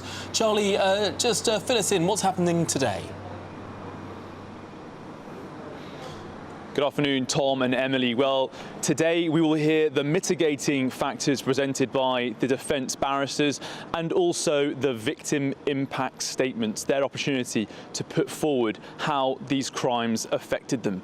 And these crimes have been described as dehumanising and harrowing. When the jury gave guilty verdicts to 7 defendants in June, the court heard, as part of this 5-year-long investigation, some of the appalling abuse suffered by the 2 teenage girls who were 11 and 15 at the time of the abuse, starting in 2003 until 2008. Now, the National Crime Agency said that the defendants waged a campaign of violence against the defendants who were put through that dehumanising abuse in Rotherham, the South Yorkshire town where so much child abuse and grooming has occurred. Now, this investigation by the National Crime Agency, Operation Stovewood, is part of their investigation launched in 2014 to look at abuse in the town from 1997 to 2013. They have identified over 1,150 victims. They've made over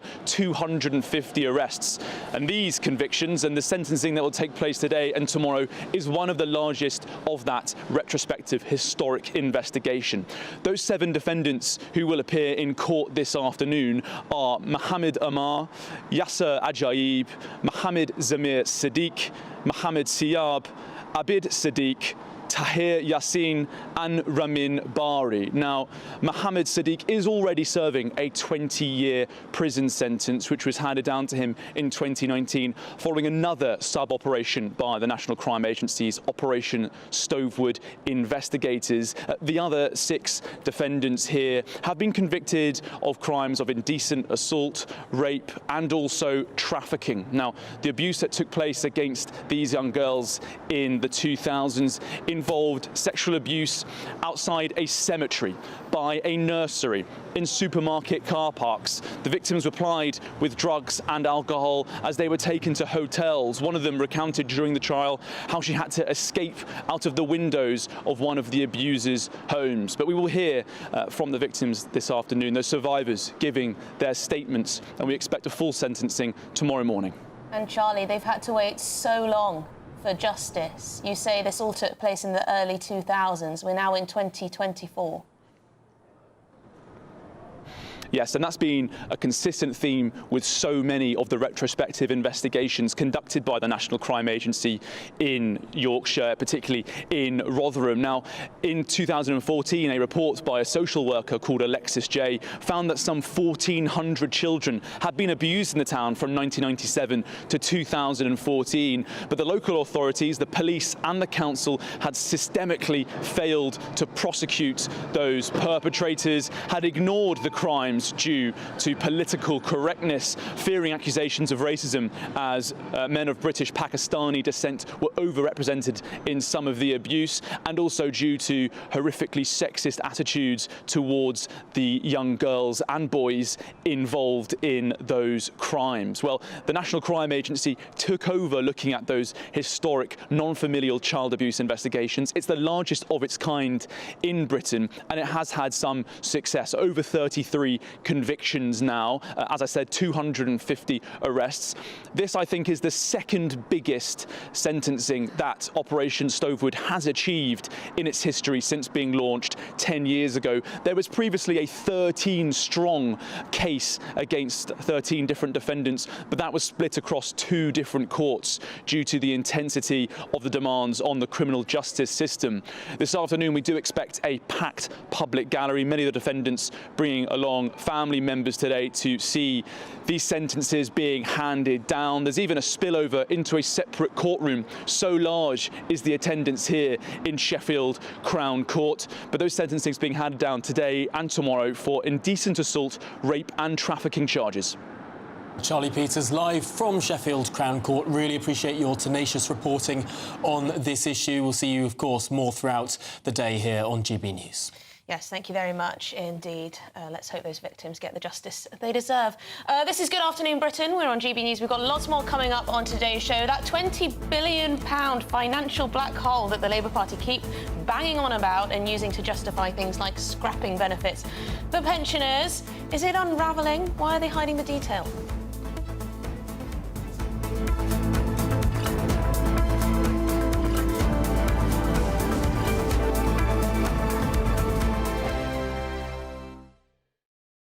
This is GB News, Britain's news channel. With record temperatures expected this week, how do zoos keep their cooler creatures cold? Well, at Yorkshire Wildlife Park, the polar bears are enjoying a vegetable ice block. Polar bears, they do have quite a variety of different temperatures that they naturally do find. Once they're moving off these polar ice caps, they are in the likes of down in the areas of Canada, Hudson Bay. Naturally, they were finding polar bears in 35-degree temperatures year upon year. So they are very much used to warm temperatures and heat waves as such. What you'll tend to find is they'll go for a good swim and then go for a snooze in the shade thereafter. Not wanting to miss out, the sea lions are treated to a huge fish lolly. In the hot weather, it's really important to give them ice because these guys, they don't drink salt water. These pools are actually saltwater pools. They actually drink fresh water. They've got 2 freshwater pools in their house, but again, being able to provide that in their outside enclosure is also really important. So offering them ice with their fish is not only enriching, but it's actually beneficial to their welfare as well. Other animals like the lemurs will be basking in the sun, but also cooling down with frozen sweet potato. So we've got 3 different species of lemur here. They come in all different shapes, colours, sizes, but they are native to Madagascar. Madagascar can get quite hot, understandably, so throughout the cold months here in Yorkshire, we do give them a nice heated house all year round, but especially making sure it's nice and warm in the winter for them. And it does mean that in the hot spells as well that we're able to keep our eyes on them and try and give them things that make them a bit more comfortable with that incoming hot weather as well. The frozen food on offer here certainly has the seal of approval on what could be the hottest day of the year. GB News, the People's Channel. In the GB Newsroom, we bring you the news as it happens. With our team of dedicated journalists across the UK, we're ready to keep you up to date with what's happening every half an hour, every single day. Bulletins here on GB News, the People's Channel, Britain's news channel. If you want your news to be straight talking... This is a nightmare for the Conservatives again. Down to earth. It's not just Nottingham where this is happening, is it? And most importantly, honest. Hard-working, middle-class taxpayers, they'll get the book thrown at them. Then catch me, Martin Daubney, Monday to Friday, 3 till 6 p.m. on GB News, Britain's news channel. Join me, Neil Oliver, every Sunday night at 6 p.m. on GB News. And if an hour is not nearly enough for you, go to gbnews.com for special extended episodes online every Friday at 9 p.m, where we can truly get into the nitty-gritty of what's going on. GB News, Britain's news channel.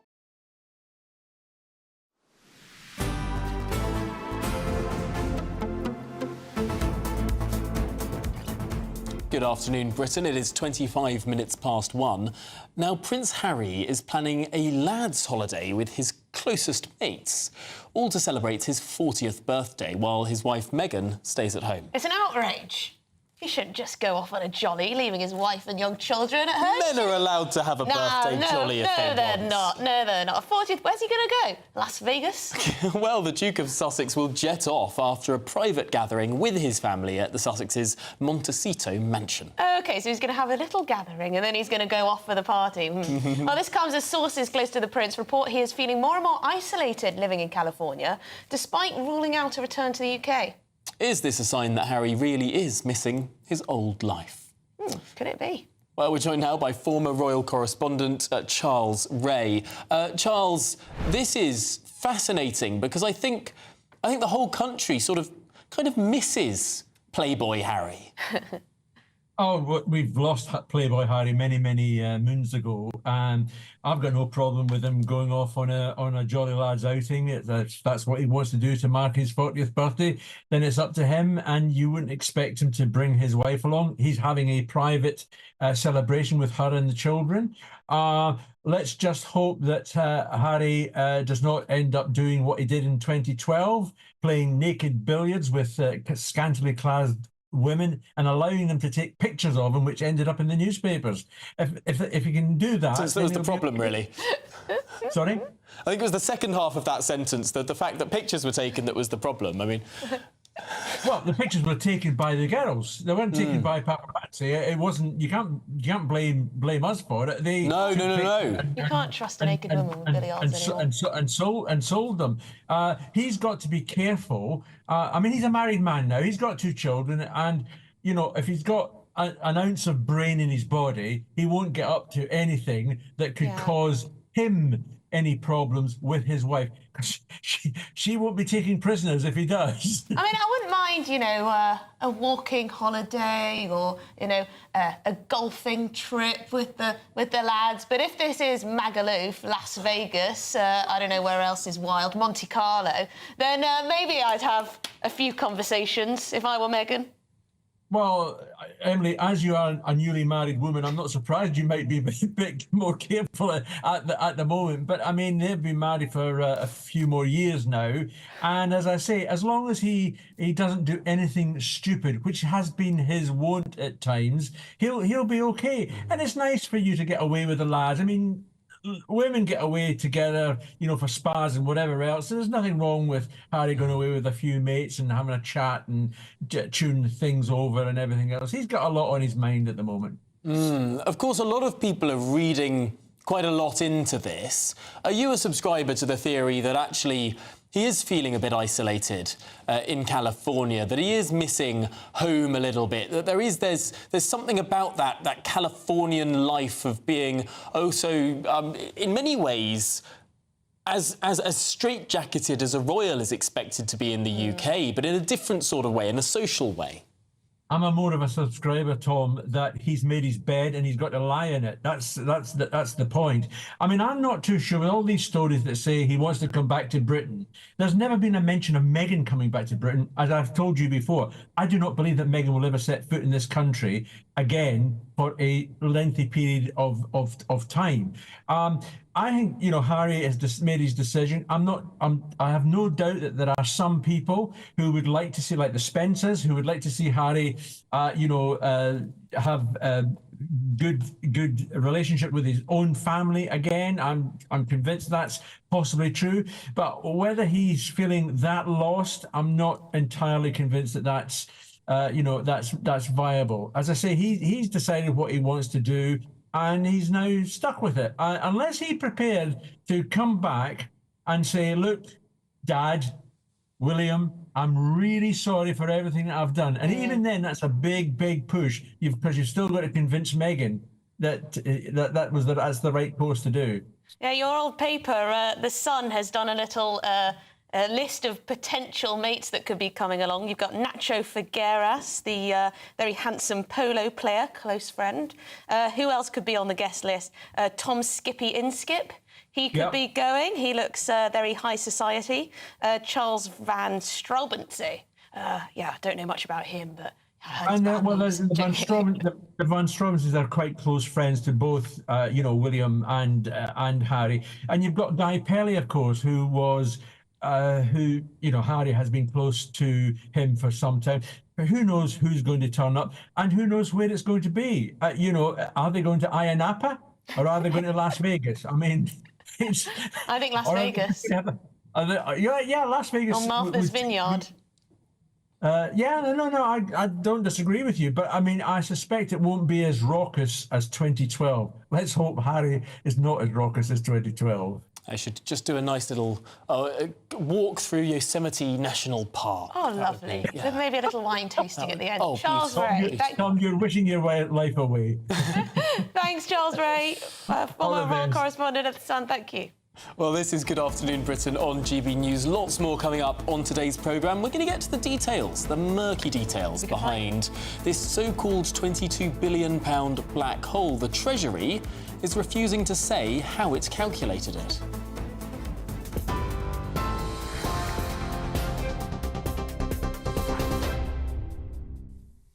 Very good afternoon to you from the newsroom, just coming up to 32 minutes past 1. And the top story this lunchtime, Sir Keir Starmer says the NHS is broken but not beaten, delivering a stark message after a damning report into the health service.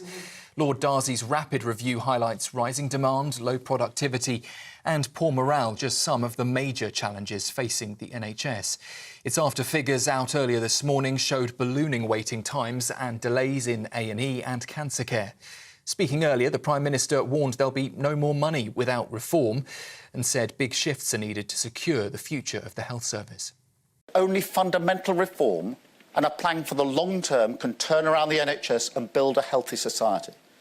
Now, it won't be easy, it won't be quick, it will take a 10-year plan, not just the work of one Parliament, but I know we can do it. Turning to news in Ukraine, where the President has called on the UK and the US to lift restrictions on using Western weapons against Russian targets. During a visit to Kyiv last night, Foreign Secretary David Lammy and America's top diplomat Antony Blinken praised Ukraine's bravery, but the pair avoided committing to President Zelensky's request to use long-range missiles for strikes inside Russia. Both leaders, though, did pledge financial support, with £600 million coming from the UK and more than $700 million coming from the US for humanitarian and energy needs. Discussions will continue between Sir Keir Starmer and President Joe Biden on Wednesday in Washington. We're also just hearing from the Reuters news agency, staying with news coming out of Russia and Ukraine, that President Volodymyr Zelensky has said that Russian troops have now started a counter-offensive in the Russian western region of Kursk, where Kyiv, of course, launched their major incursion last month. So that just coming into us from the Reuters news agency.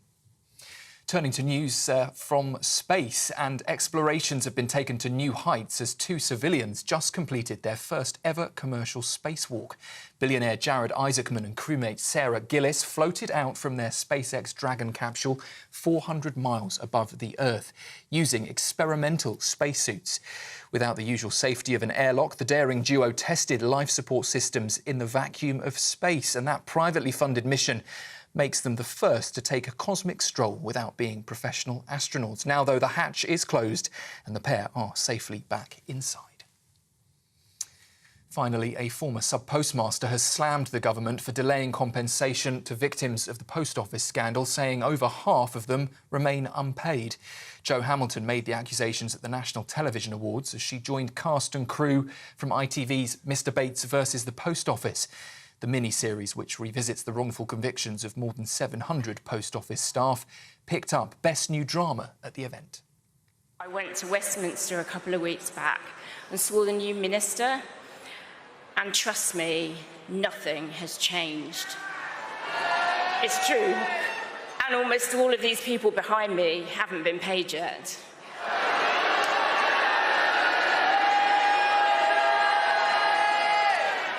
Including Sir Alan Bates. They've offered him 30% of his claim. That's the latest news from the GB newsroom for now. Your next full update at 2 o'clock. Next, though, a look at the markets. For the very latest GB News direct to your smartphone, sign up to News Alerts by scanning the QR code or go to gbnews.com/alerts. Cheers Britannia Wine Club proudly sponsors the GB News Financial Report. And here's how the financial markets are shaping up this lunchtime. The pound will buy you $1.3050 and €1.1849. The price of gold, £1,930 and 93 pence per ounce. And the FTSE 100 is at 8,267 points. Cheers Britannia Wine Club proudly sponsors the GB News Financial Report. Hello, good morning. Welcome to your latest GB News weather update. Another pretty chilly feeling day after the cold night last night. It's actually going to be a colder night in the coming night, and there will still be a few showers around. But I think a generally drier day, particularly across western areas. We've got high pressure building in for Friday, but before then, still a cold Arctic northerly wind pushing into parts of Scotland and northern England, northeastern England in particular through today. So here it will still feel particularly cold in the wind, but further south and west, a little bit more shelter here, so it will feel slightly warmer today compared to yesterday. Again, showers will develop into the afternoon quite widely across the UK, heaviest though across coastal areas, and temperatures in the low teens for many of us. Now into this evening, we'll continue to see those showers at first, particularly across north and eastern coasts, northeastern coasts of Scotland. But as the winds shift to more of a northeasterly, it will become drier across more western areas. So a dry evening to come for western Scotland, parts of Northern Ireland. Couldn't rule out the odd shower, but I think there will be some clear skies before the sun sets. Into parts of Wales as well. Inland areas, though, of central England, southeast of England in particular, will probably see the potentially most heaviest showers into this evening. But showers will tend to fade away as that high pressure builds in overnight tonight. So a widely clear night away from the far southeast coast. We'll continue to see a risk of showers overnight. And that does mean that temperatures will fall away quite quickly this evening. So a colder night to come compared to last night. Just about anywhere rurally could catch a ground or air frost overnight tonight. And temperatures in towns and cities, though, just above zero. So a cold but sunny start to the day to come on Friday. I think the sunshine will be much longer lived through Friday, as we do have that high pressure building in. Cloud will tend to thicken, though, across northwestern areas ahead of the next band of rain, but with more in the way of sunshine and lighter winds, it will feel warmer, with temperatures reaching the high teens for some of us. The latest GB News travel. Good afternoon, I'm Jules, Buckley, County Durham. The southbound A1M is queuing. There's emergency bridge repairs around the turn for Bowburn Junction 61. Slow going there, a lane closed. 2 lanes are coned off northbound for the M6 from the East Lancs Road. That's Haydock Junction 23 up towards Ashton and Makerfield Junction 24. A collision there causing tailbacks. Now the northbound M40 in Warwickshire is closed from Junction 12 at Gaydon to Leamington Spa at 14 due to investigation work. Eastbound M40 come off the Prince of Wales Bridge at Junction 22. The M49, a lane closed on the exit slip there. There's a breakdown. You're heading from Wesley to Chertsey, clockwise M25, 10 to 11, slow for a bump on the hard shoulder. And the northbound M3 Winchester at 10 to Junction 9, queuing, 2 lanes shut. There's a multi-vehicle bump. You can stay up to date throughout the day by visiting our website, gbnews.com.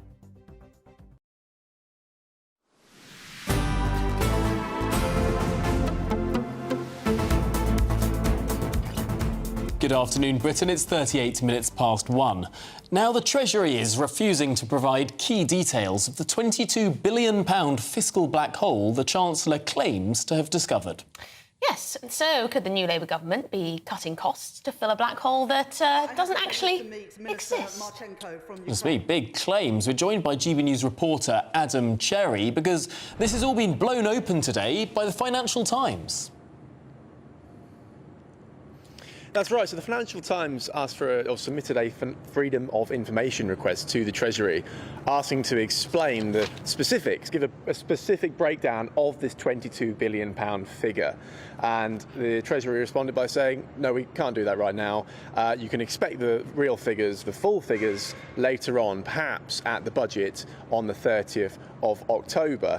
Now, given the controversy around this figure, how it's being used arguably as a sort of political cudgel to prove that they need to make these spending cuts and tax rises, many of which we're also expecting to see in the autumn. It seems like a political move rather than an economic one.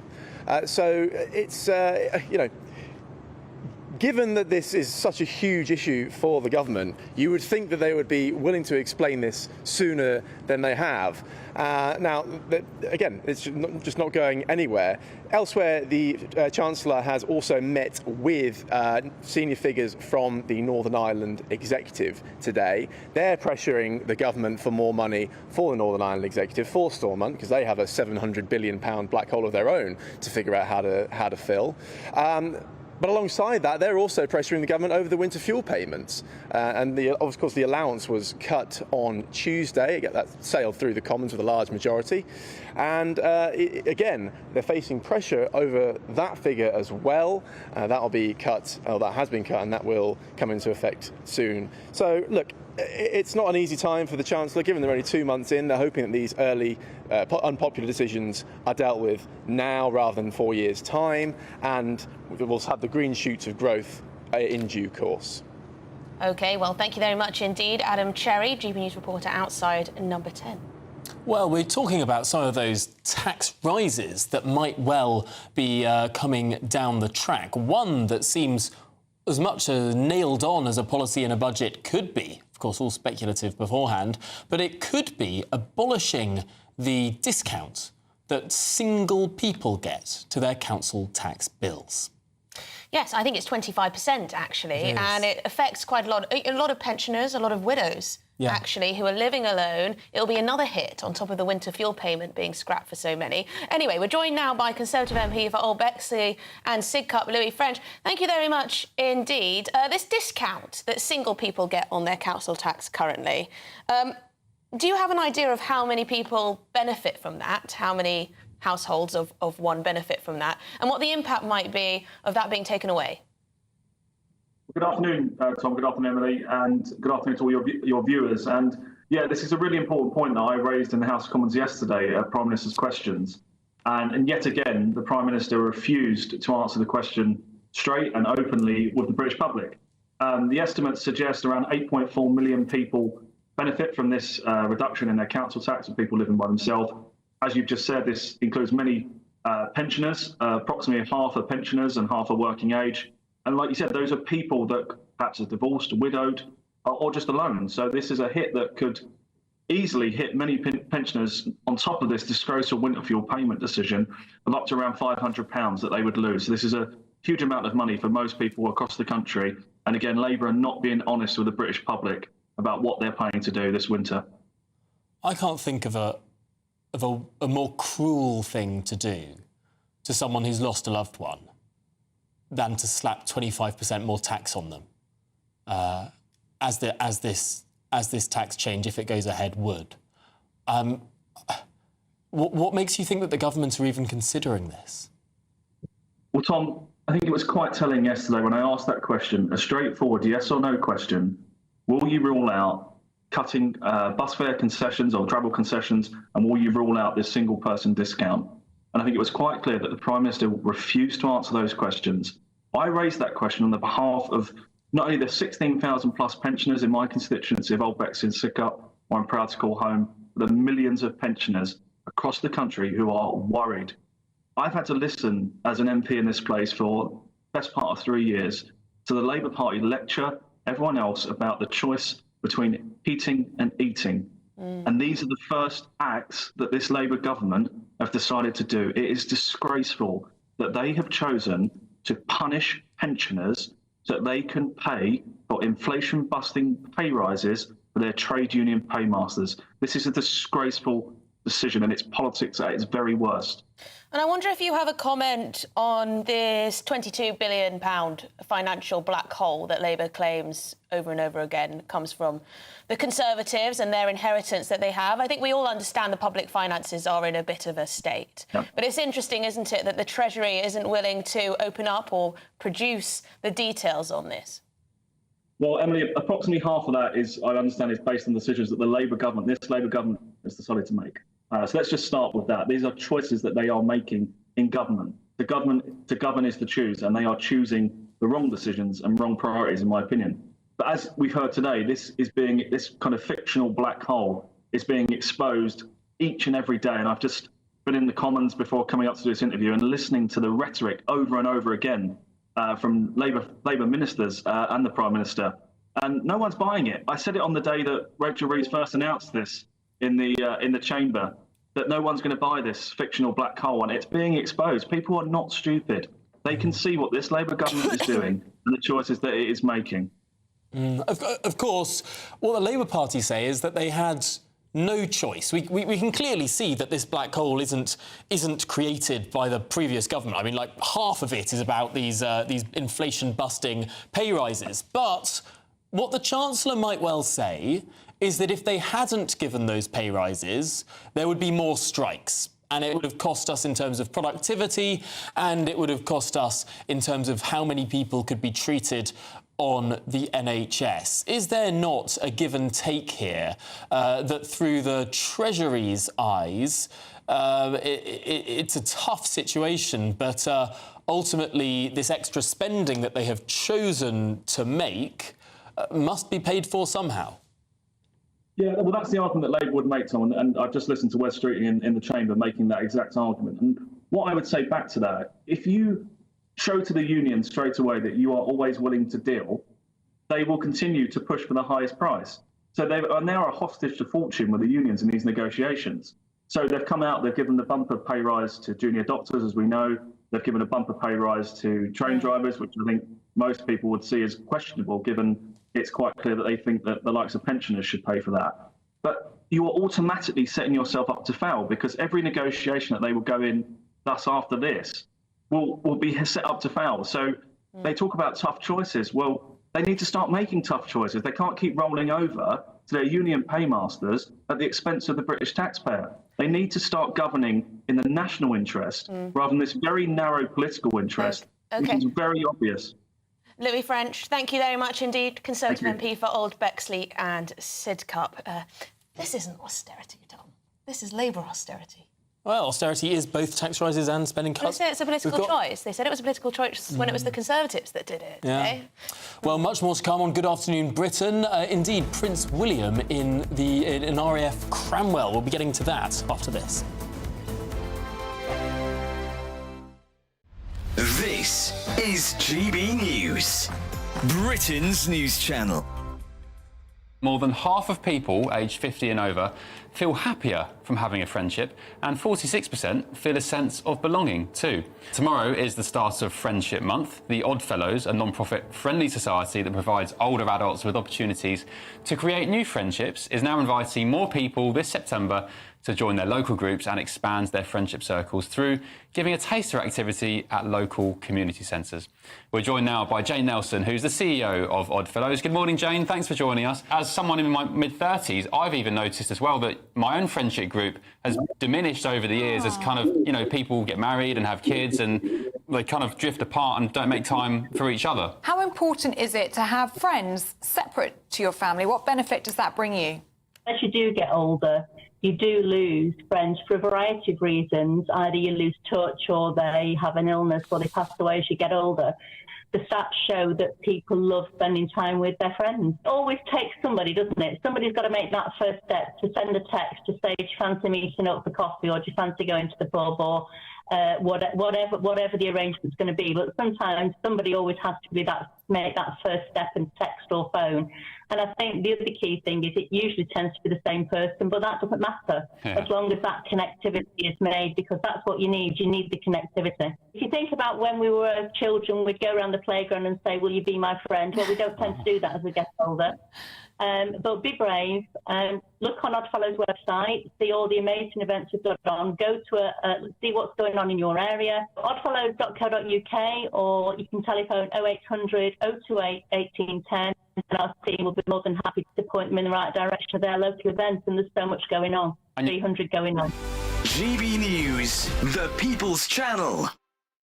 Tune in to Friday Night Live with me, Mark Dolan. GB News royalty with your perfect start to the weekend. Lucky us. Feisty and fearless guests. Well, I'm a normal person, so ask me. Honest opinions that raises more questions than a Gary Barlow tax return. And a few surprises along the way. Might be cold in this studio. That is Friday Night Live with me, Mark Dolan. 8 to 9, only on GB News, the People's Channel, Britain's news channel. Are the newspapers getting you down? My wife didn't divorce me that month. Struggling to separate the wheat from the chaff? I know that it's a bit of a circus at the best of times. Well, don't worry. Headliners has got you covered. We'll take the burden of reading the day's news, and if we get depressed, who cares? It's an occupational hazard, frankly. That's Headliners on GB News from 11 p.m. till midnight, and the following morning, 5 till 6 a.m. on GB News, the comedy channel. Nah, just kidding. Britain's news channel.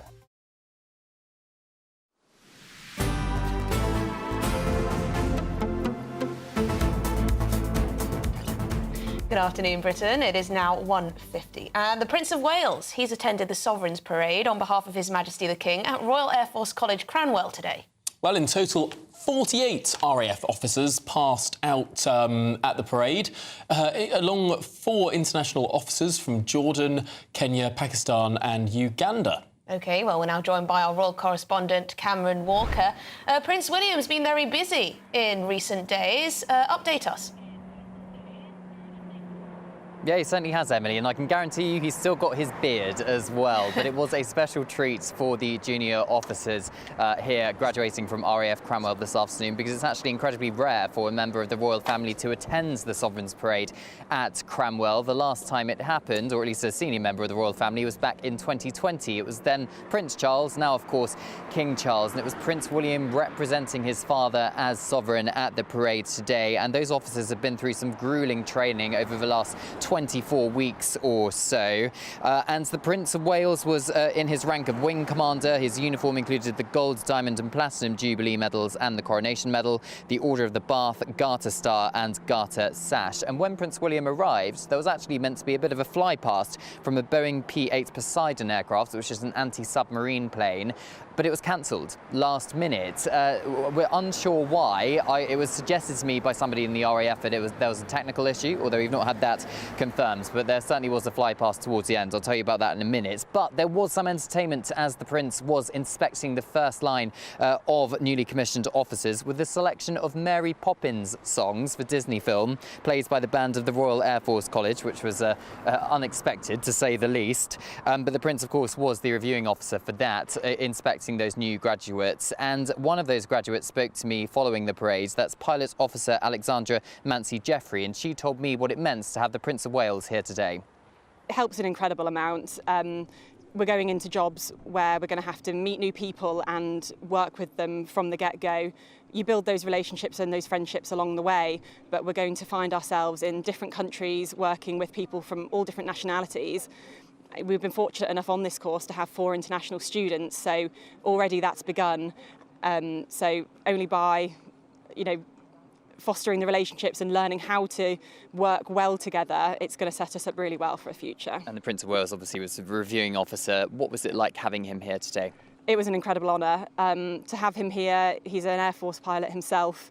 He knows what we've been through and what we're about to go through. So to have his words during the speech wishing us well for our future careers from someone who's actually lived it himself and understands, it's an incredible honour. Well, Prince William delivered a speech to those new officers where he said, "We live in a time of change and uncertainty, and you, as the future of the Royal Air Force, are the ones who will ensure that we are able to adapt and face future threats." Well, RAF Cranwell was where Prince William actually trained. He got his pilot wings in 2008, and today it was William's turn to acknowledge all of those new officers, and there was this magnificent fly past of a Typhoon jet to end the day. Fantastic. Good that we got a jet at the end of it. I'm slightly worried about this anti-submarine plane. If there's a tech issue, I mean, what happens if the Russians come? Well, always on my mind. Keeps me up at night. Certainly does. Much more to come in the next hour of Good Afternoon Britain. We're going to be talking about, should the NHS reform or die? A brighter outlook with Box Solar, sponsors of weather on GB News.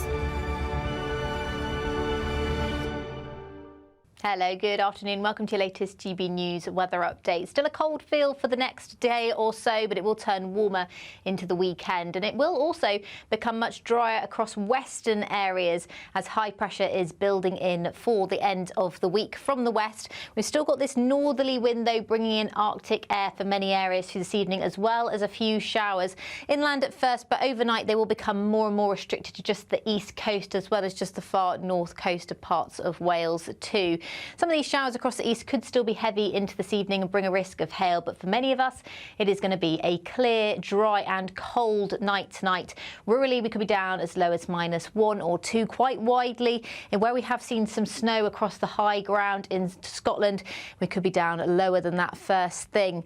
But there will be plenty of sunshine in the morning. So despite the chilly start, the sunshine should still warm things up quite quickly. And the winds will be much lighter through tomorrow morning. So quite a pleasant start to the day. Across the northwest, though, parts of western Scotland, Northern Ireland, we will start to see some cloud bubbling up through the morning and a risk of a few showers. That is ahead of a weather front that is going to be spreading in from the northwest through Friday afternoon. You can see it here. So rain approaching parts of Northern Ireland later on in the day. And the sunshine will turn much hazier across parts of Scotland. Elsewhere, though, plenty of long-lived sunshine. And with lighter winds, it will feel much warmer tomorrow compared to today. Temperatures will still be a little below average in the mid-teens for most areas, highs of 17 degrees at a max in the far southeast, but it's certainly warmer than it has been lately. Now, the rain across the northwest continues its journey into parts of Scotland through Friday evening. That'll become a bigger feature as we head into Saturday, so rainfall totals could start to build up across far northwestern areas, whereas dry weather will hold on across the south. And as we look ahead to the start of next week, further wet weather in the north, but more dry and warm weather in the south. That warm feeling inside from Boxed Boilers, sponsors of weather on GB News.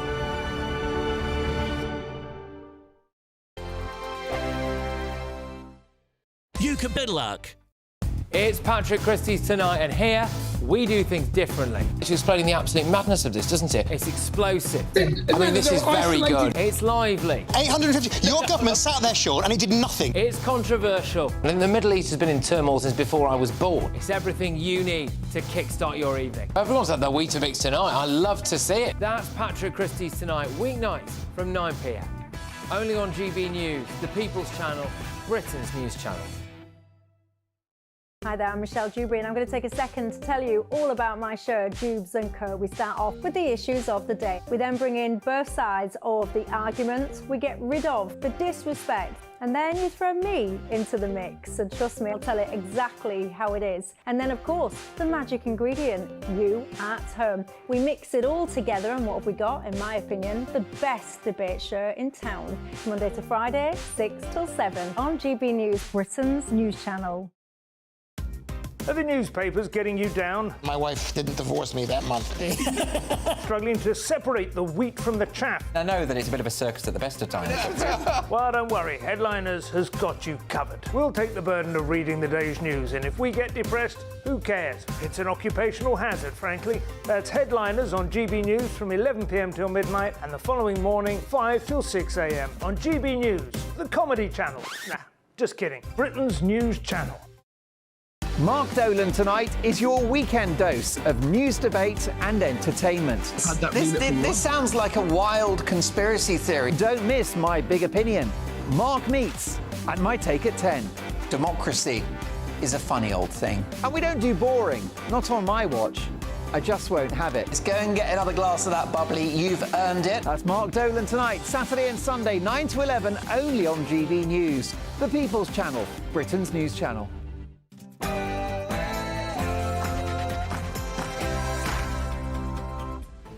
Good afternoon, Britain. It is 2 o'clock on Thursday, the 12th of September. I'm Tom Harwood. And I'm Emily Carver. Reform or die. Keir Starmer vows to radically overhaul the health service after a report finds that patients will typically have 100 people ahead of them in an A&E queue. Oh, that's why it takes so long. And the £22 billion porky pie. Labour have been very vocal that many of their nastier policies have been forced upon them by the £22 billion black hole left by the Conservatives. But now the Treasury is refusing to disclose key details of what makes up that black hole. Woke Royal Navy? Well, fury as the top brass of the Navy rename Royal Marine training exercises for fear that old names, such as Final Thrust, are just a bit too racy. We'll reveal the other politically correct changes. Who were?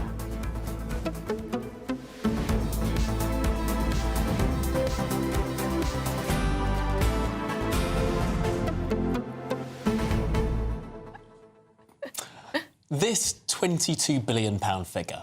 I can't count how many times I've heard this. The last time I heard a number repeated this much by a politician, it was £350 million a week. Oh, gosh, yes, on the bus. Yeah. On the side of the bus. But now we learn that the Financial Times has submitted this Freedom of Information request to the Treasury, saying, how did you get to this figure? Show us your working. And they're saying no. They will not oblige. Apparently officials need more time to make sure that the figures are accurate. Why would that be?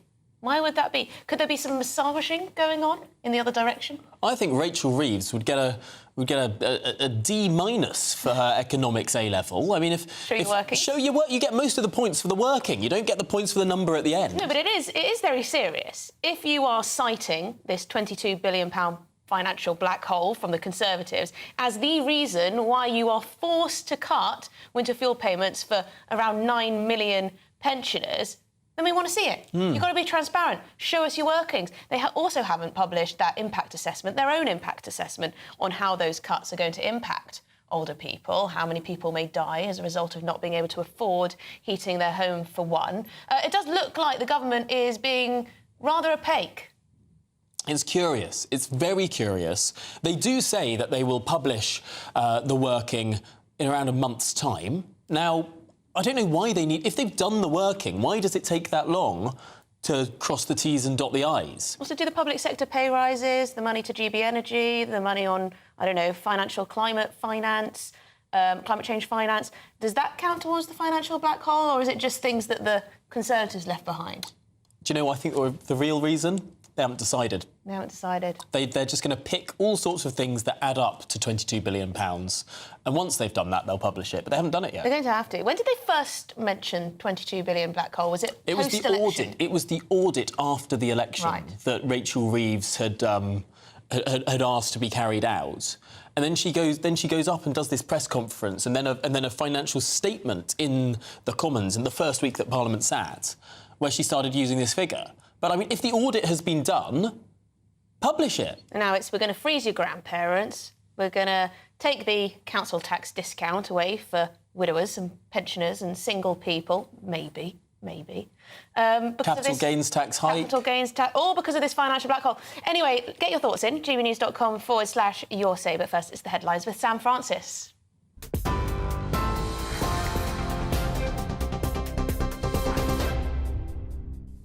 Very good afternoon to you. It is just coming up to 4 minutes past 2, and the top story this afternoon, Sir Keir Starmer says the NHS is broken but that it's not beaten, delivering a stark message after a damning report into the health service. Lord Darcy's rapid review highlighted rising demand, low productivity and poor morale, just some of the major challenges facing the NHS. It's after figures out this morning showed ballooning waiting times and delays in A&E and cancer care. Speaking earlier, the Prime Minister warned there'll be no more money without reform and said big shifts are needed to secure the NHS's future. Only fundamental reform and a plan for the long term can turn around the NHS and build a healthy society. Now, it won't be easy, it won't be quick, it will take a 10-year plan, not just the work of one Parliament, but I know we can do it. However, the Conservatives say that it's time for Labour to turn rhetoric into action. And earlier, Shadow Health Secretary Victoria Adkins told us she's concerned about the government's slow first steps tackling the crisis. I'm concerned because the first action of this government was to allow a budget-busting pay rise for junior doctors with no productivity forms attached. And they are also, I hear, going to cancel the productivity plan that I was bringing forward for technology. And if that is what they're doing, then that is of concern, because I fear we're in for an even rougher ride. In other news today, the UK's police and crime ministers had her belongings stolen from a hotel where she was giving a speech to members of the Police Superintendents Association. In that conference speech, Dame Deanna Johnson said the Labour government had inherited an epidemic of antisocial behaviour, of theft and shoplifting from the Conservative government. Warwickshire Police are now investigating that incident, but the Home Office have confirmed that there are no security risks identified. 6 aid workers with the United Nations Refugee Agency have been killed in 2 airstrikes on a school in Gaza, marking the highest death toll among UN staff in a single incident. One of those killed was the manager of a UN shelter that had housed around 12,000 displaced people, most of them women and children. The school's now been hit 5 times since the war began, which erupted following the Hamas-led attack on Israel on the 7th of October. That sadly killed 1,200 people and saw 250 abducted. Ukraine is calling on the UK and the US to lift restrictions on using Western weapons against Russian targets during a visit by the Foreign Secretary and the US Secretary of State. At that press conference in Kyiv, David Lammy and Antony Blinken praised Ukraine's bravery but avoided committing to President Zelensky's request to use long-range missile strikes inside Russia. Both leaders, though, did pledge financial support, with the UK promising £600 million and the US more than $700 million from that money being spent on humanitarian aid and energy needs. Discussions are set to continue in Washington on Friday. Martin's Law, named after 29-year-old Martin Hett, who was one of the 22 people sadly killed in the Manchester Arena bombing, has been introduced to Parliament today. That new legislation aims to strengthen public protection against terrorism. And under the law, venues must adopt actions like training their staff and improving security protocols. It will fulfil the Prime Minister's promise to Martin's mother, Figan Murray, to bring in the new law after her tireless campaigning. A Royal Navy warship has seized £160 million worth of cocaine in the Caribbean, intercepting a so-called narco sub in a joint operation with the United States. HMS Trent, sailing around 200 miles south of the Dominican Republic, seized 2,000 kilos of cocaine, marking the ship's 8th drug bust in 7 months. Commander Tim Langsford praised his crew for their efforts battling difficult conditions to make that historic haul. Now, with over £750 million worth of drugs intercepted this year, HMS Trent surpasses all other Royal Navy vessels in seizures this century. Data centres will be classified as critical national infrastructure to protect against cyber attacks and IT blackouts, the government's announced today. The facilities store vital data from NHS records to smartphone photos and financial information. Their new status puts data centres on par with water and energy and other emergency services, ensuring greater government support to fend off possible cyber threats. And the move coincides with a proposed multi-billion-pound investment in Hertfordshire to build Europe's largest data centre, creating 700 local jobs. And finally, taking space exploration to new heights, 2 civilians just completed the first ever commercial spacewalk.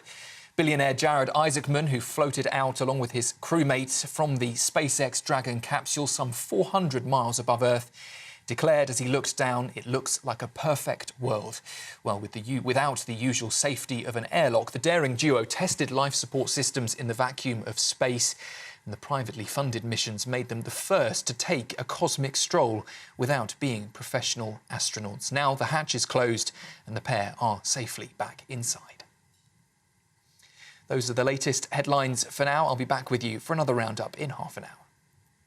For the very latest GB News direct to your smartphone, sign up to News Alerts by scanning the QR code or go to gbnews.com/alerts.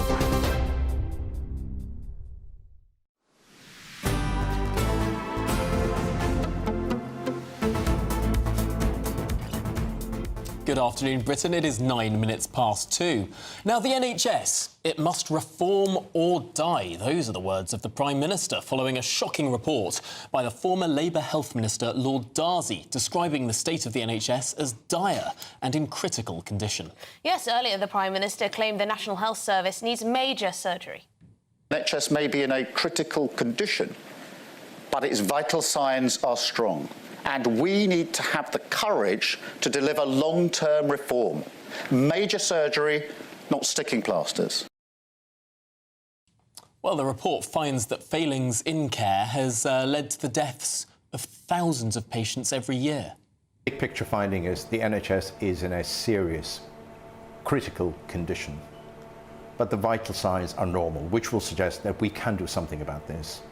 To do it well, we need to engage the whole staff, patients, the public, the political leadership, all aligned to make that change happen as quickly as we can, because we can't wait. And over to Wes Streeting, the Health Secretary, who said Labour will face their government's recent criticism head-on and face up to the hard choices they've had to make. The Labour Party, we are not going to get into dewy-eyed nostalgia about what the NHS was when it was created 76 years ago. We are going to face up to the hard choices and challenges today. So the NHS is there for us for the next 76 years, and we deal with the awful situation we see today, where those who can afford it are paying to go private because the NHS isn't there for them, and those who can't afford it are left behind. Well, our very own political correspondent Olivia Utley joins us now. Olivia, this is pretty bold from the new government to reform an institution that has been pretty resistant to reform. Well, absolutely. Very bold rhetoric from Keir Starmer today. He actually said today that there would be no more money for the NHS without reform. Now, that is perhaps a laudable statement and maybe music to the ears of some of our listeners, and you can see why. Over the last 10 years, more and more money has been ploughed into the NHS with very little impact on public service. So in 2019, for example, personnel in the NHS had risen by 17% from 2012, but there had been no uptick in the number of appointments taking place. But as you hinted at there, Tom, reform is easier said than done. There are lots of people in the NHS who are resistant to reform. Well, why is that? Because it seems that in some places, personnel has been moving at a faster pace than the machinery and diagnostic tools that should be going with it. So instead of investing in infrastructure, machinery, scanning equipment, etc., the NHS has just been ploughing more and more money into people. Now, those people are members of unions, and historically, it's been the BMA which has been pretty resistant to reform. I asked Keir Starmer what he had to say about that BMA question. Professor John Bell said this morning that doctors in the BMA have been a major drag on reforming healthcare. Do you predict that the BMA will now embrace productivity reform with open arms? Well, look, I've said we'll do this with the staff, and we will. But I know from my old job running the Crown Prosecution Service that whenever you try to reform anything, there will be some people, I'm afraid, who will say, oh, don't do that, it's better as it is, I wouldn't do that, keep things as they are. We have to take that attitude on, in my view. It's an inhibitor of change. So whilst we say we will do it with people, and we will, do it together, and we will, I know in my heart of hearts we will meet pockets of people who will say, don't do it, slow down, go over there, not over there, leave things as they are. We have to take that on, and we will take that on. That's part and parcel of the change that we need to bring about. Thank you. Well, Keir Starmer sounding very bold there, saying that they must take on the attitude that reform isn't possible. They must, in other words, take on the unions. Well, we've heard Keir Starmer say that before. Will it really happen this time? Very interesting indeed. Thank you, Olivia Utley, and great to get that question in. Our political correspondent there outside St Thomas's Hospital in central London. Yeah, Wes has had quite a lot, Wes Streeting, I should say, the Health Secretary. He's had quite a lot of fraught conversations with the BMA over how to change things and reluctance to reform. But we are now joined by Dennis McShane, former Labour MP, in the studio with us. Dennis, I saw you reacting a little to what we just heard. What were your body movements saying? Well, very simply, I think to reduce it to simply the government versus the unions, I mean, it's just too much knee-jerk. There is a huge problem with the NHS. What I welcome is that every government in opposition says, we will fix the NHS. It doesn't matter if it's Tory or Labour, nobody's going to do away with the core principles of the NHS. And then they come in and not much happens. 2 years into Mr Cameron, it was the Ladsley report, which everybody now sees as a disaster, sort of management consultancy rubbish of the worst sort. I'm quite pleased that the Prime Minister, along with Wes Streeting, who for me is probably the most dynamic and interesting of all the senior cabinet ministers, is putting this on the agenda so early in the government. And it's not rocket science. You can take best practice from other countries, not from Europe, whatever that is, but you can. I lived in Switzerland, I lived in France. I saw much better health services. Yes, but none of these countries in Europe There's not a single one other than the United Kingdom that has an entirely state-funded healthcare system. They've all got these mixed social insurance models where if you're rich, you pay, and if you're poor, the state pays for you. We don't have that in England now. A problem, I think, is, if I may make a party political point, which, I hate doing, but there wasn't a single minister in the last cabinet, as far as I could see, who was probably using the NHS because they're all so rich they would have big private insurance. I think we could find... Maybe there are one or two, or they go when there's a crisis, a long-term problem for one of their children. I mean, but the Prime Minister even said that he gave up his private health, which I thought actually was a bonkers thing to do, because we know how rich Rishi Sunak is.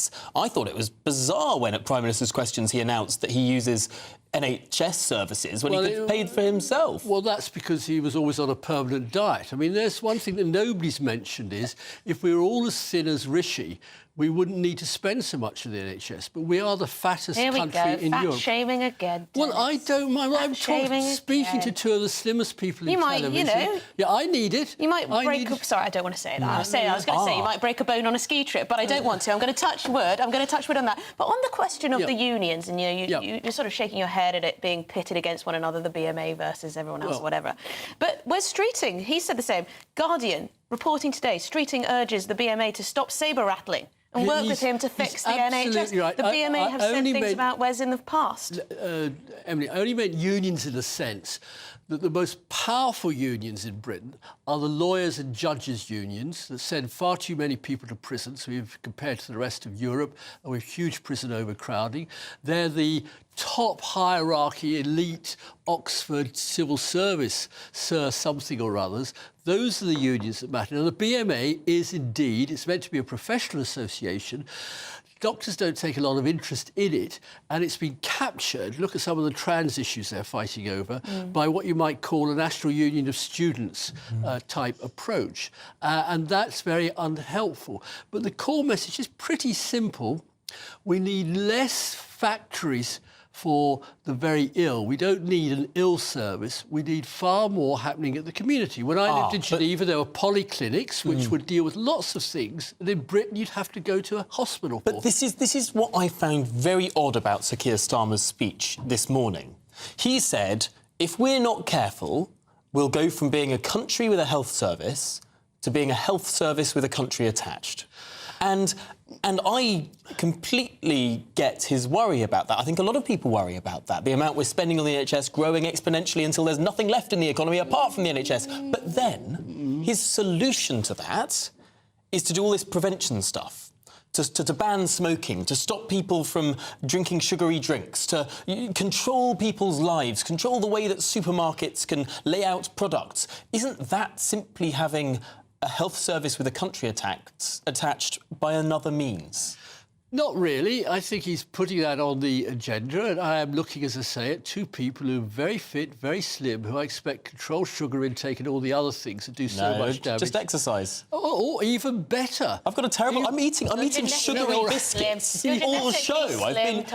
All right, we'll all do press-ups after this interview is over. But there are examples, not necessarily, as I say, in Britain or even Europe, where there is more of a culture of staying healthy. Let's leave that to one side. The big thing, I think, is you've got to incentivise managers, and for that they have to have good data. We have very poor data, and in particular, you've got to incentivise the GP, the first port of call. We're obsessed with hospitals, and some of them are run down. I was in a hospital in Athens the other week with a friend. Believe me, even our shabbiest hospitals look a lot neater and smiling and better cared for than, frankly, that hospital. And it's the most elite hospital in Athens. So let us make our GPs, let us make primary care the first point to try and solve problems before they end up in hospital. If Wes and Sir Keir can achieve that, they'll have rendered a great They're going to have service. to do a lot. I mean, 1 to 2 million people employed by the NHS. It's going to be difficult to change in a dramatic way. But thank you very much indeed, Dennis McShane. As always, former Labour Minister. We've got lots more coming up on today's show, including the Royal Navy. It's gone woke. It's renaming certain exercises, certain drills, because they're a little bit too racy for this day and age, apparently. Who misses?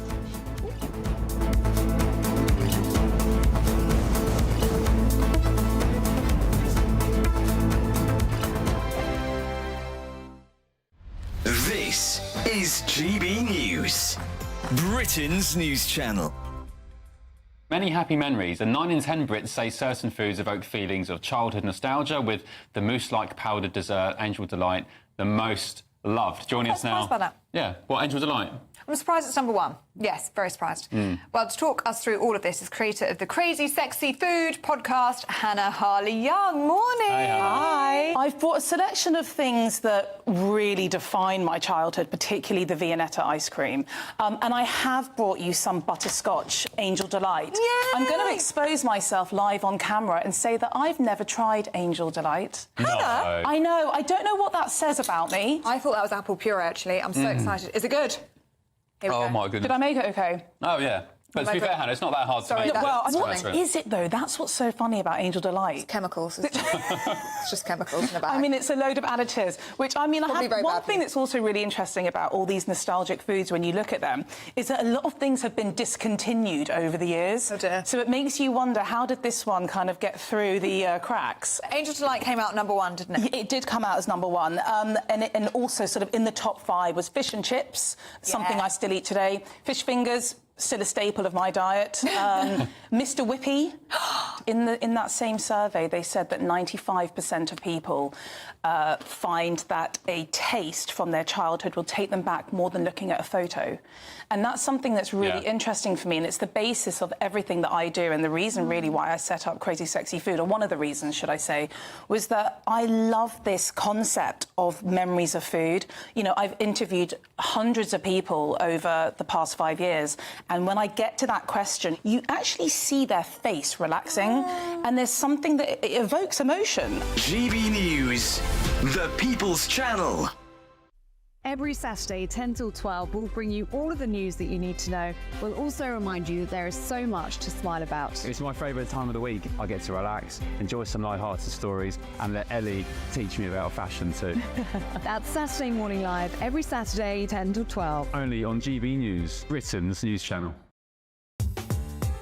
I'm Christopher Hope. From pop stars to politicians, I'll interview anybody in a pub who's got a political opinion. Join me every Friday on Spotify, Apple Podcasts, YouTube or gbnews.com, or wherever you get your podcasts.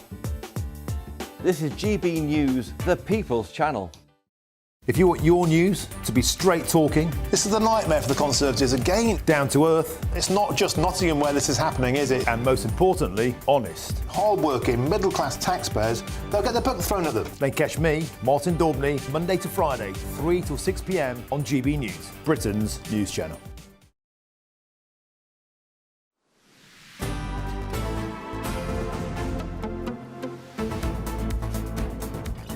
Welcome back to Good Afternoon Britain. It is now 2:24. Now, the mother of Martin Hett, whose son was killed in the 2017 Manchester Arena terror attack, has welcomed today the introduction of a public safety law she has spent many years campaigning for. Yes, Martin's Law, which will be brought before the Commons for its first reading later today, will improve safety at venues with a capacity of more than 200 people. That's the intention. Yes, the bill will develop anti-terrorism plans, train staff in terrorism protection and improve mass communication systems to help protect the public and also staff. Well, we're now joined by Martin Hett's mother, Figan Murray. Thank you so much for making the time for us this afternoon. This must be a big day for you and your campaign. Yes, absolutely. We have been campaigning for 5.5 years for this, and finally the day has arrived when it's had its first reading this lunchtime. And it was back in May, wasn't it, when you did that huge walk, 200 miles from the Manchester Arena, where your son sadly died, all the way down to number 10 to try and push for this legislation. Did you have any doubts that the legislation wouldn't get to this, that the bill wouldn't get to this stage? Didn't have doubts, but I just did the walk as a final attempt to speed things along and really emphasise the message that this is really an important piece of legislation. Now, of course, there's been a lot of political debate over whether this is the right thing for particularly smaller venues. I know that the number has changed a lot over the last 5 years. There were suggestions it should be venues that could hold 100 people, then 200 people.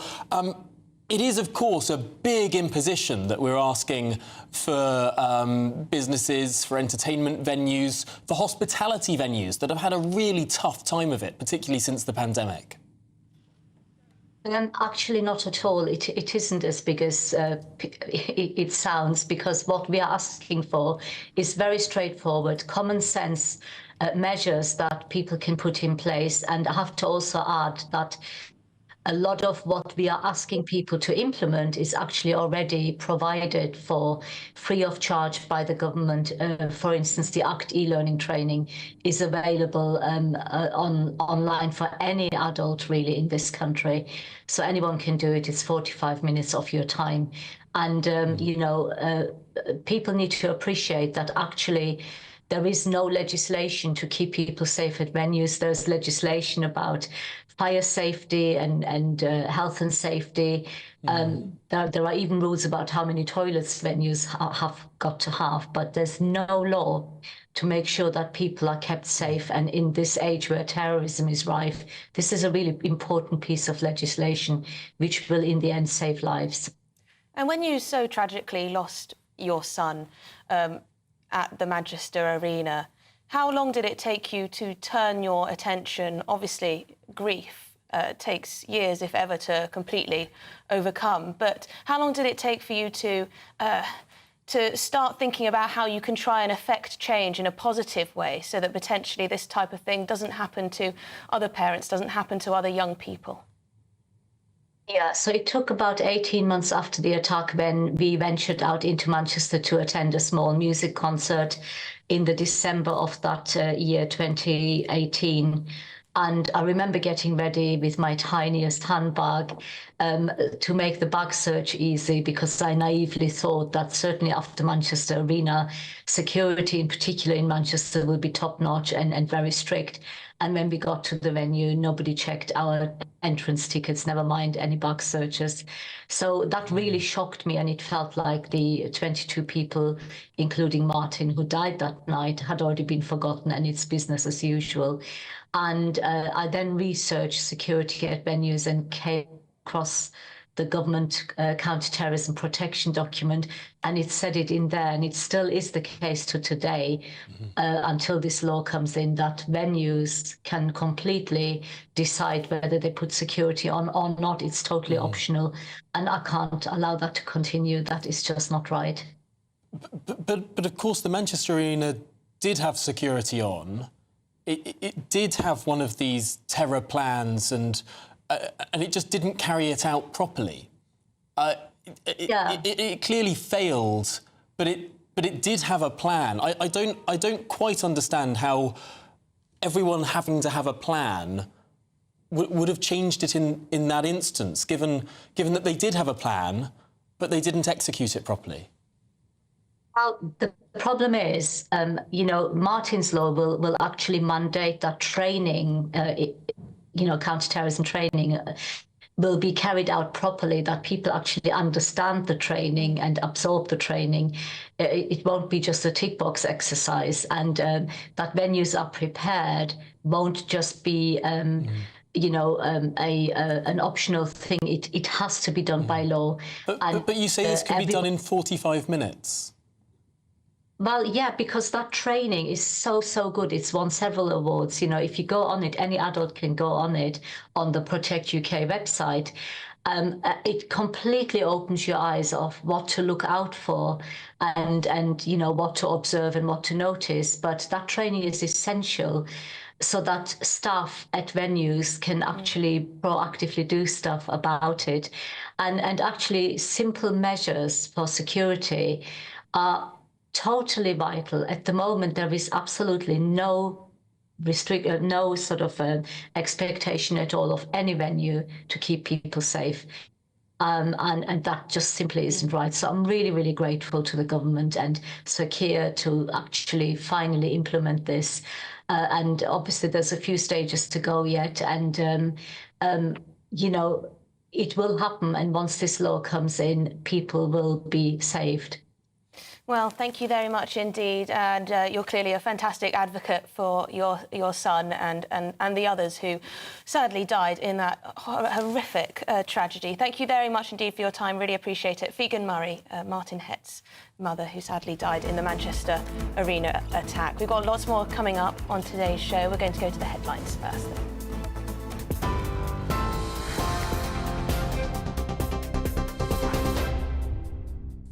Very good afternoon to you from the newsroom. 32 minutes past 2. The top story this hour. Sir Keir Starmer's pledged to create a 10-year plan for the NHS to tackle its most serious problems after a damning report found the health service was in trouble.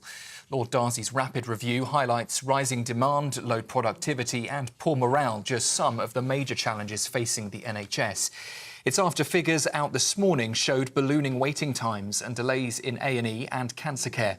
Speaking earlier, the Prime Minister warned there'll be no more money without reform and said big shifts are needed to secure the NHS's future. Only fundamental reform and a plan for the long term can turn around the NHS and build a healthy society. Now, it won't be easy, it won't be quick. It will take a 10-year plan, not just the work of one Parliament, but I know we can do it. The UK's police and crime ministers had her belongings stolen from a hotel where she gave a speech to members of the Police Superintendents Association. In that conference speech, Dame Diana Johnson said the Labour government had inherited an epidemic of antisocial behaviour, theft and shoplifting from the Conservative government. Warwickshire Police are investigating the theft and the Home Office has confirmed no security risks were identified.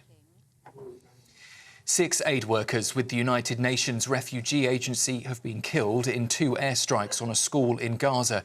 It marks the highest death toll among UN staff in a single incident. One of those killed was the manager of a UN shelter that housed around 12,000 displaced people, most of them women and children.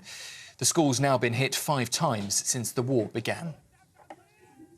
The National Crime Agency has seized hundreds of dangerous life jackets destined for criminal gangs smuggling migrants across the English Channel. The NCA says the jackets, which wouldn't have worked in deep water, were intended for small boat crossings and did include some children's sizes. A 23-year-old lorry driver has been arrested as investigations continue. The wife of disgraced paedophile TV star Rolf Harris has died at the age of 93, a year after her husband's death. Alwyn Hughes, who had been suffering from Alzheimer's, stood by Harris throughout his jail time for child sex offences. The couple were married for 65 years and despite her husband's scandal, she attended every day of Rolf Harris's trial in 2014 alongside their daughter Bindi. And billionaire Jared Isaacman and crewmate Sarah Gillis have completed the first ever commercial spacewalk. The pair floated out from their Dragon SpaceX capsule 400 miles above Earth using experimental spacesuits. The privately funded mission made them the first to take a cosmic stroll without being professional astronauts. Those are the latest GB News headlines for now. I'll be back with you at 3 o'clock. For the very latest GB News direct to your smartphone, sign up to News Alerts by scanning the QR code or go to gbnews.com/alerts.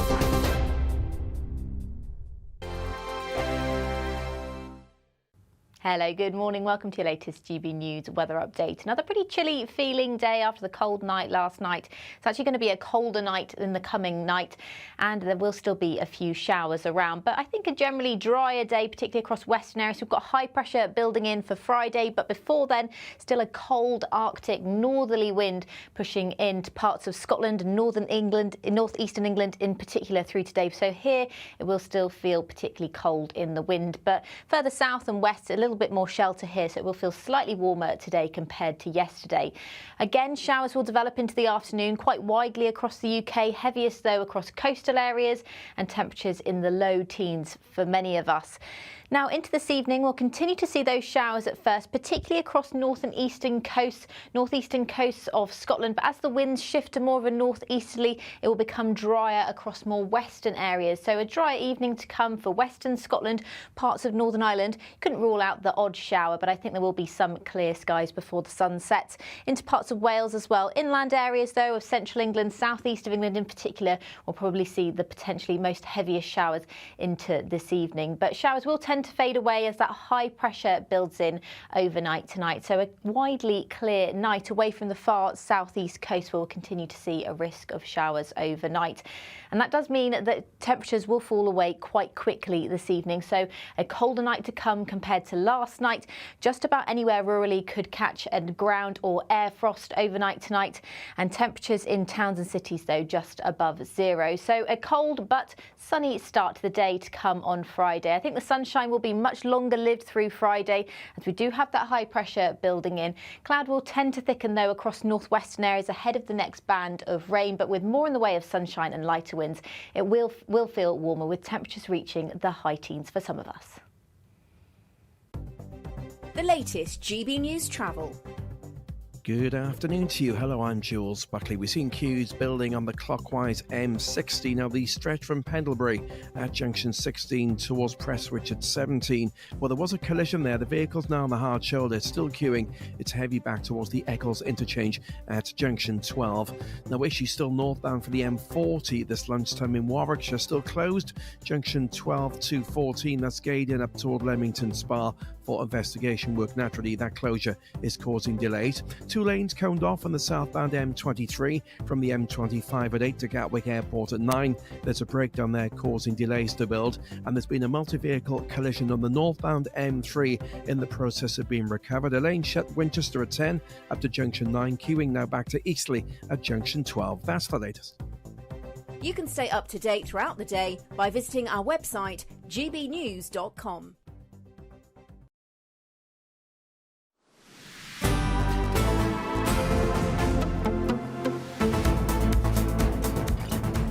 Good afternoon, Britain. It's 37 minutes past 2. Now, English Heritage members have been questioning a scheme that allows refugees free entry into over 400 historic sites across Britain. Yes, so this initiative was first introduced in 2022 and it's available to those who have been granted full refugee status. Well, English Heritage explained that they feel it's the right thing to do, given those who qualify have arrived with very little. But is this really what they need? Well, we're now joined by Dr. Philip Kisley, a senior fellow at the New Culture Forum. Philip, this has rattled people a little bit online. I've seen all sorts of arguments going on. It seems to me that on the one hand, some people are saying, well, I can't afford it either. Why should these people get free stuff? And on the other hand, people are saying, well, if you want people to integrate, then isn't this a wonderful initiative? Where do you stand? First of all, good afternoon, both. It's really nice to be here. Yeah, I think it's a crazy idea. And as you say, it was implemented, I think, in July 2022. So it's been under the radar for quite a long time. But it's just blown up recently. Yeah, the devil's advocate position is this is great for people because they will be able to integrate and they will be able to appreciate English heritage and English culture and English history. The problem I have with that, and I think the problem that most people will have if they know anything about English heritage, is that English heritage is about deconstructing British heritage and English heritage. It's about decolonisation. It's committed to a decolonising agenda. And so what it tends to do is present its own culture, its own heritage, its own history, if you like, as something that's intensely problematic and needs to be deconstructed. The British Empire is the source of all evil. Now, if I'm thinking about refugees, there are many refugees who are coming to this country who are from fairly hostile cultures, especially if we're thinking historically and we're thinking about the British Empire. So it's almost as if they're saying, look, come here, get all of this free stuff, then go to our heritage sites and learn how terrible they are, learn how terrible we are, and that's what we will do for you. I think it's a crazy initiative, but as you say, it's been one that's been around for quite a long time, and I think it's very worrying.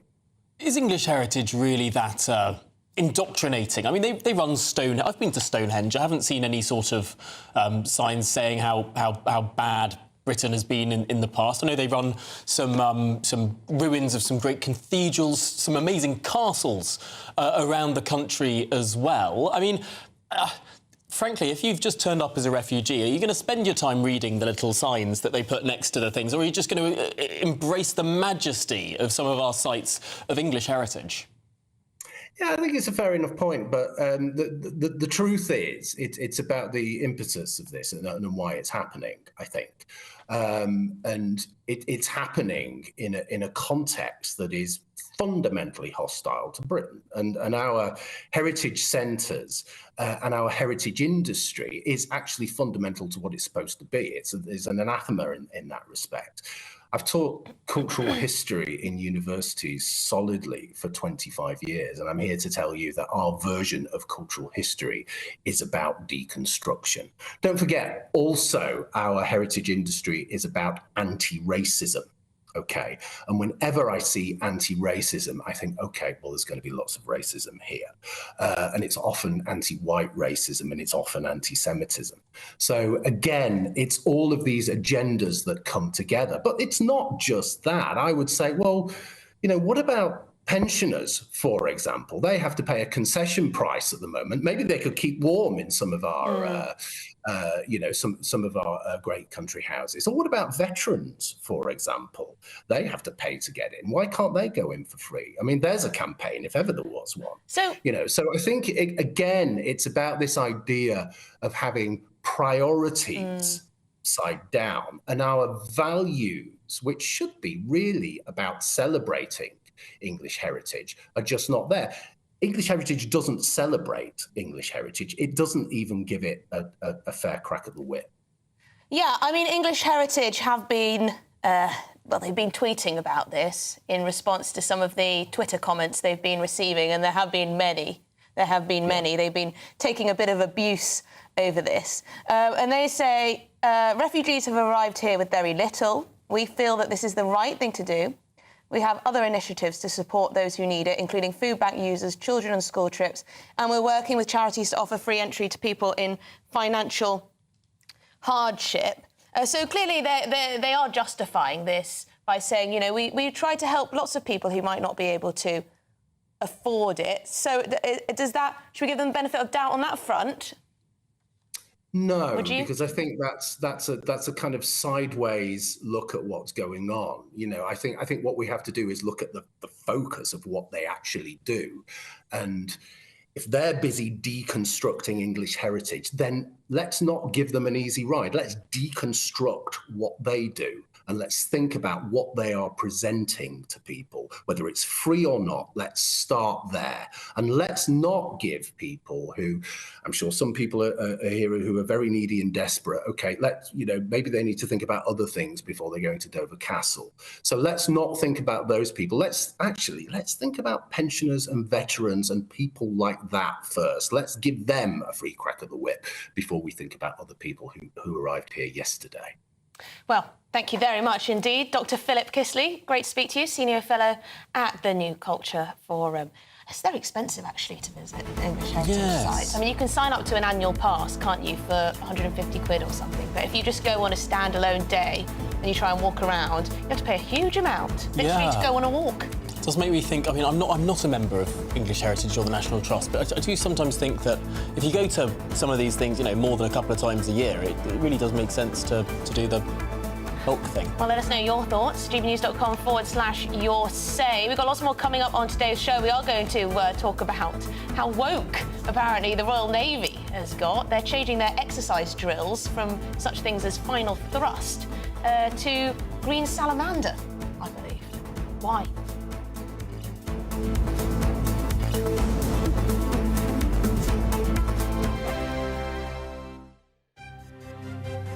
GB News Breakfast, every day from 6 a.m.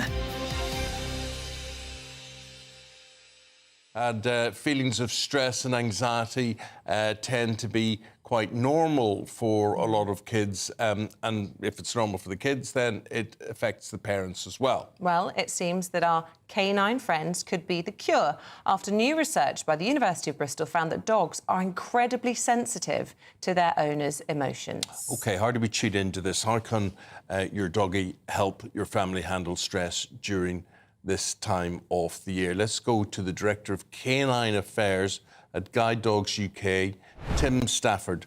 Tim, we're talking about this as if it's a big revelation, but obviously, you know, a man like yourself, you're well used to this, and you can see when a dog is reacting. What form would that reaction take, do you think? Yeah, you know what? It's nice when the science kind of confirms what most of us have known for a very long time. Our dogs become members of our family, and they come very, very close to us. So it's no surprise that anything that goes on in the family is going to be detected and picked up by the dog. That can be changes in behaviours. It can certainly be the dogs watching our behaviours and starting to mirror those behaviours. But what this research says is that the dogs can actually smell our emotions. It's not just that they're responding to our behaviour changes, they're responding to our physiological changes as well, because we smell differently when we start to get anxious. So at this time, there's lots of changes in a lot of families' lives. Kids are going back to school, young people are going to university, parents are having to deal with all of the emotions attached to that. So it's no surprise that our dogs start to detect that too. GB News, the People's Channel. Welcome to State of the Nation, daily plunge into the stories shaping our country. I'm Jacob Rees-Mogg, and Monday to Thursday we bring you the insights, the facts, the truth about how our country is being governed. Because what happens in Downing Street matters down your street. Tune in to State of the Nation every Monday to Thursday, 8 to 9 o'clock. Only on GB News, the People's Channel, Britain's news channel. Join me, Camilla Tominey, for a frank and honest discussion with those in power that cuts through the spin and gets to the heart of the issues shaping our nation. You haven't confirmed that you want to stand as leader, but you haven't ruled it out either. This report basically says that he's not fit to stand trial. Is he indecisive? Incompetent? I deliver the dose of reality Westminster needs. That's the Camilla Tominey Show at 9:30 every Sunday on GB News, the People's Channel, Britain's news channel.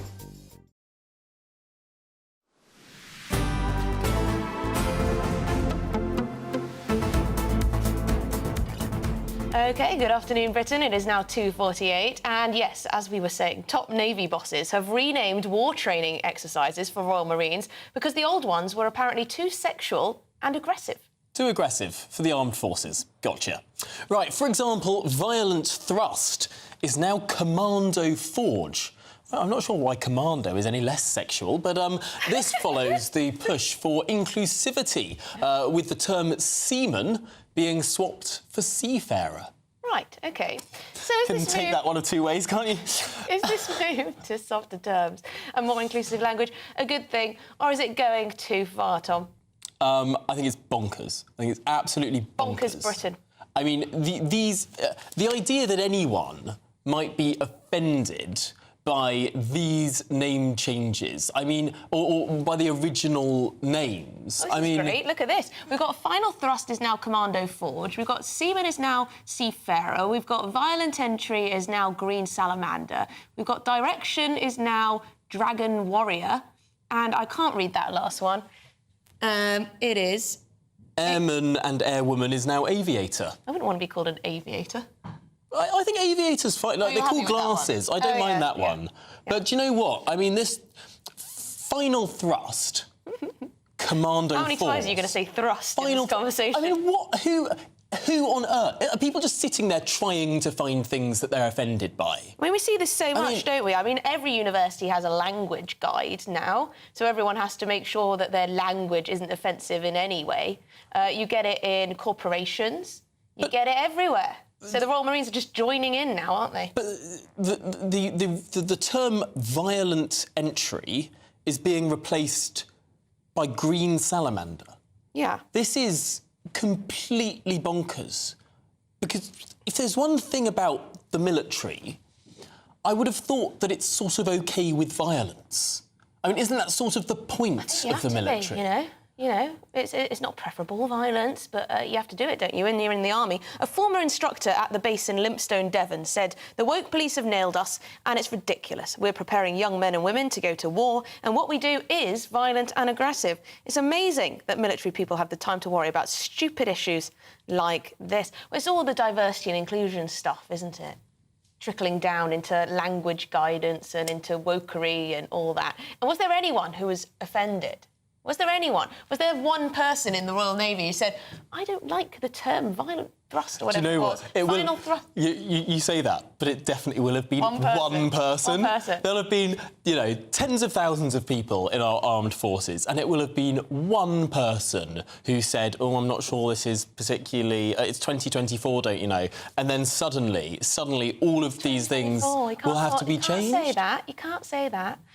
But I don't know about you, but if you know any people who've been in the military or are currently serving, they love a bit of innuendo, a bit of dark humour, a bit of rough and tumble, as it were, with language. Yes, but also I think language informs how you behave. And if you're going to water down your language, does that mean that you're going to be less forceful on the battlefield? I want the most forceful military that we can muster. I mean, there's a reason why the New Zealand All Black rugby team do the haka, because it riles them up. It does rile them up. It makes them better at rugby. They would lose if they didn't do the haka, if they didn't sort of work as a team. Isn't this mildly similar? Well, a Free Speech Union spokesman called it typical of the woke doublethink that has infected our armed forces. Next, they'll be warning Marine commandos to avoid microaggressions. They probably have already done that, to be fair. I mean, yeah, no, I mean, they'll next be saying avoid macroaggressions as well. No more fighting. Was it Jeremy Corbyn wanted a Peace Corps? He wanted to replace the army with a Department for Peace. The Ministry of Defence he wanted to replace with a Ministry for Peace. I mean, it's sort of almost getting to that level, isn't it? If everyone else was peaceful, but alas, I don't think there's much chance of that. Jeremy Corbyn. I think there's many examples of cultures in history where sort of one is a warfaring culture and one is sort of a very sort of please let's speak nicely, can't we decide this over a cup of tea, and guess which ones tend to then dominate. I mean, this is back to the Peloponnesian Wars all over again. Some of you are quite funny. J something says maybe the armed forces will soon replace weapons with feather dusters. Oh no, that would be sexist. That would be misogynistic or something. Andy says no. Anna says I'm crying with laughter. The woke name changes are insane, she says. Sharon says no more kit bags, handbags, no more camouflage, dressy uppy, no more army, pals in it together, no more conflict. Tiff. A little tiff. We're just having a little tiff with Russia. Tiff. Yes, let's hope no one gets hurt. A little tiff. You just can't make this stuff up. Our army clearly will be more of a sort of negotiating force than a fighting force. We probably can't even say the word fighting, it's too aggressive. Yeah, well, Stephen says it's not the military that's woke, it's the civil service pushing the narratives. Yes, it may well be. It may well be our Ministry for Armed Forces, Minister for Armed Forces. Well, do get in touch, gbnews.com/yoursay, if you've got any other name changes that you think would be appropriate or even wildly inappropriate for our armed forces to employ. But, of course, you've been watching Good Afternoon Britain. It's been a pleasure to have your company throughout today. And, of course, we'll be back at midday tomorrow. But don't worry, stick with us here on GB News, because next up, it's Martin Daubney, who has a rip-roaring show for you from 3 through till 6. So we'll see you tomorrow, and Martin's up next.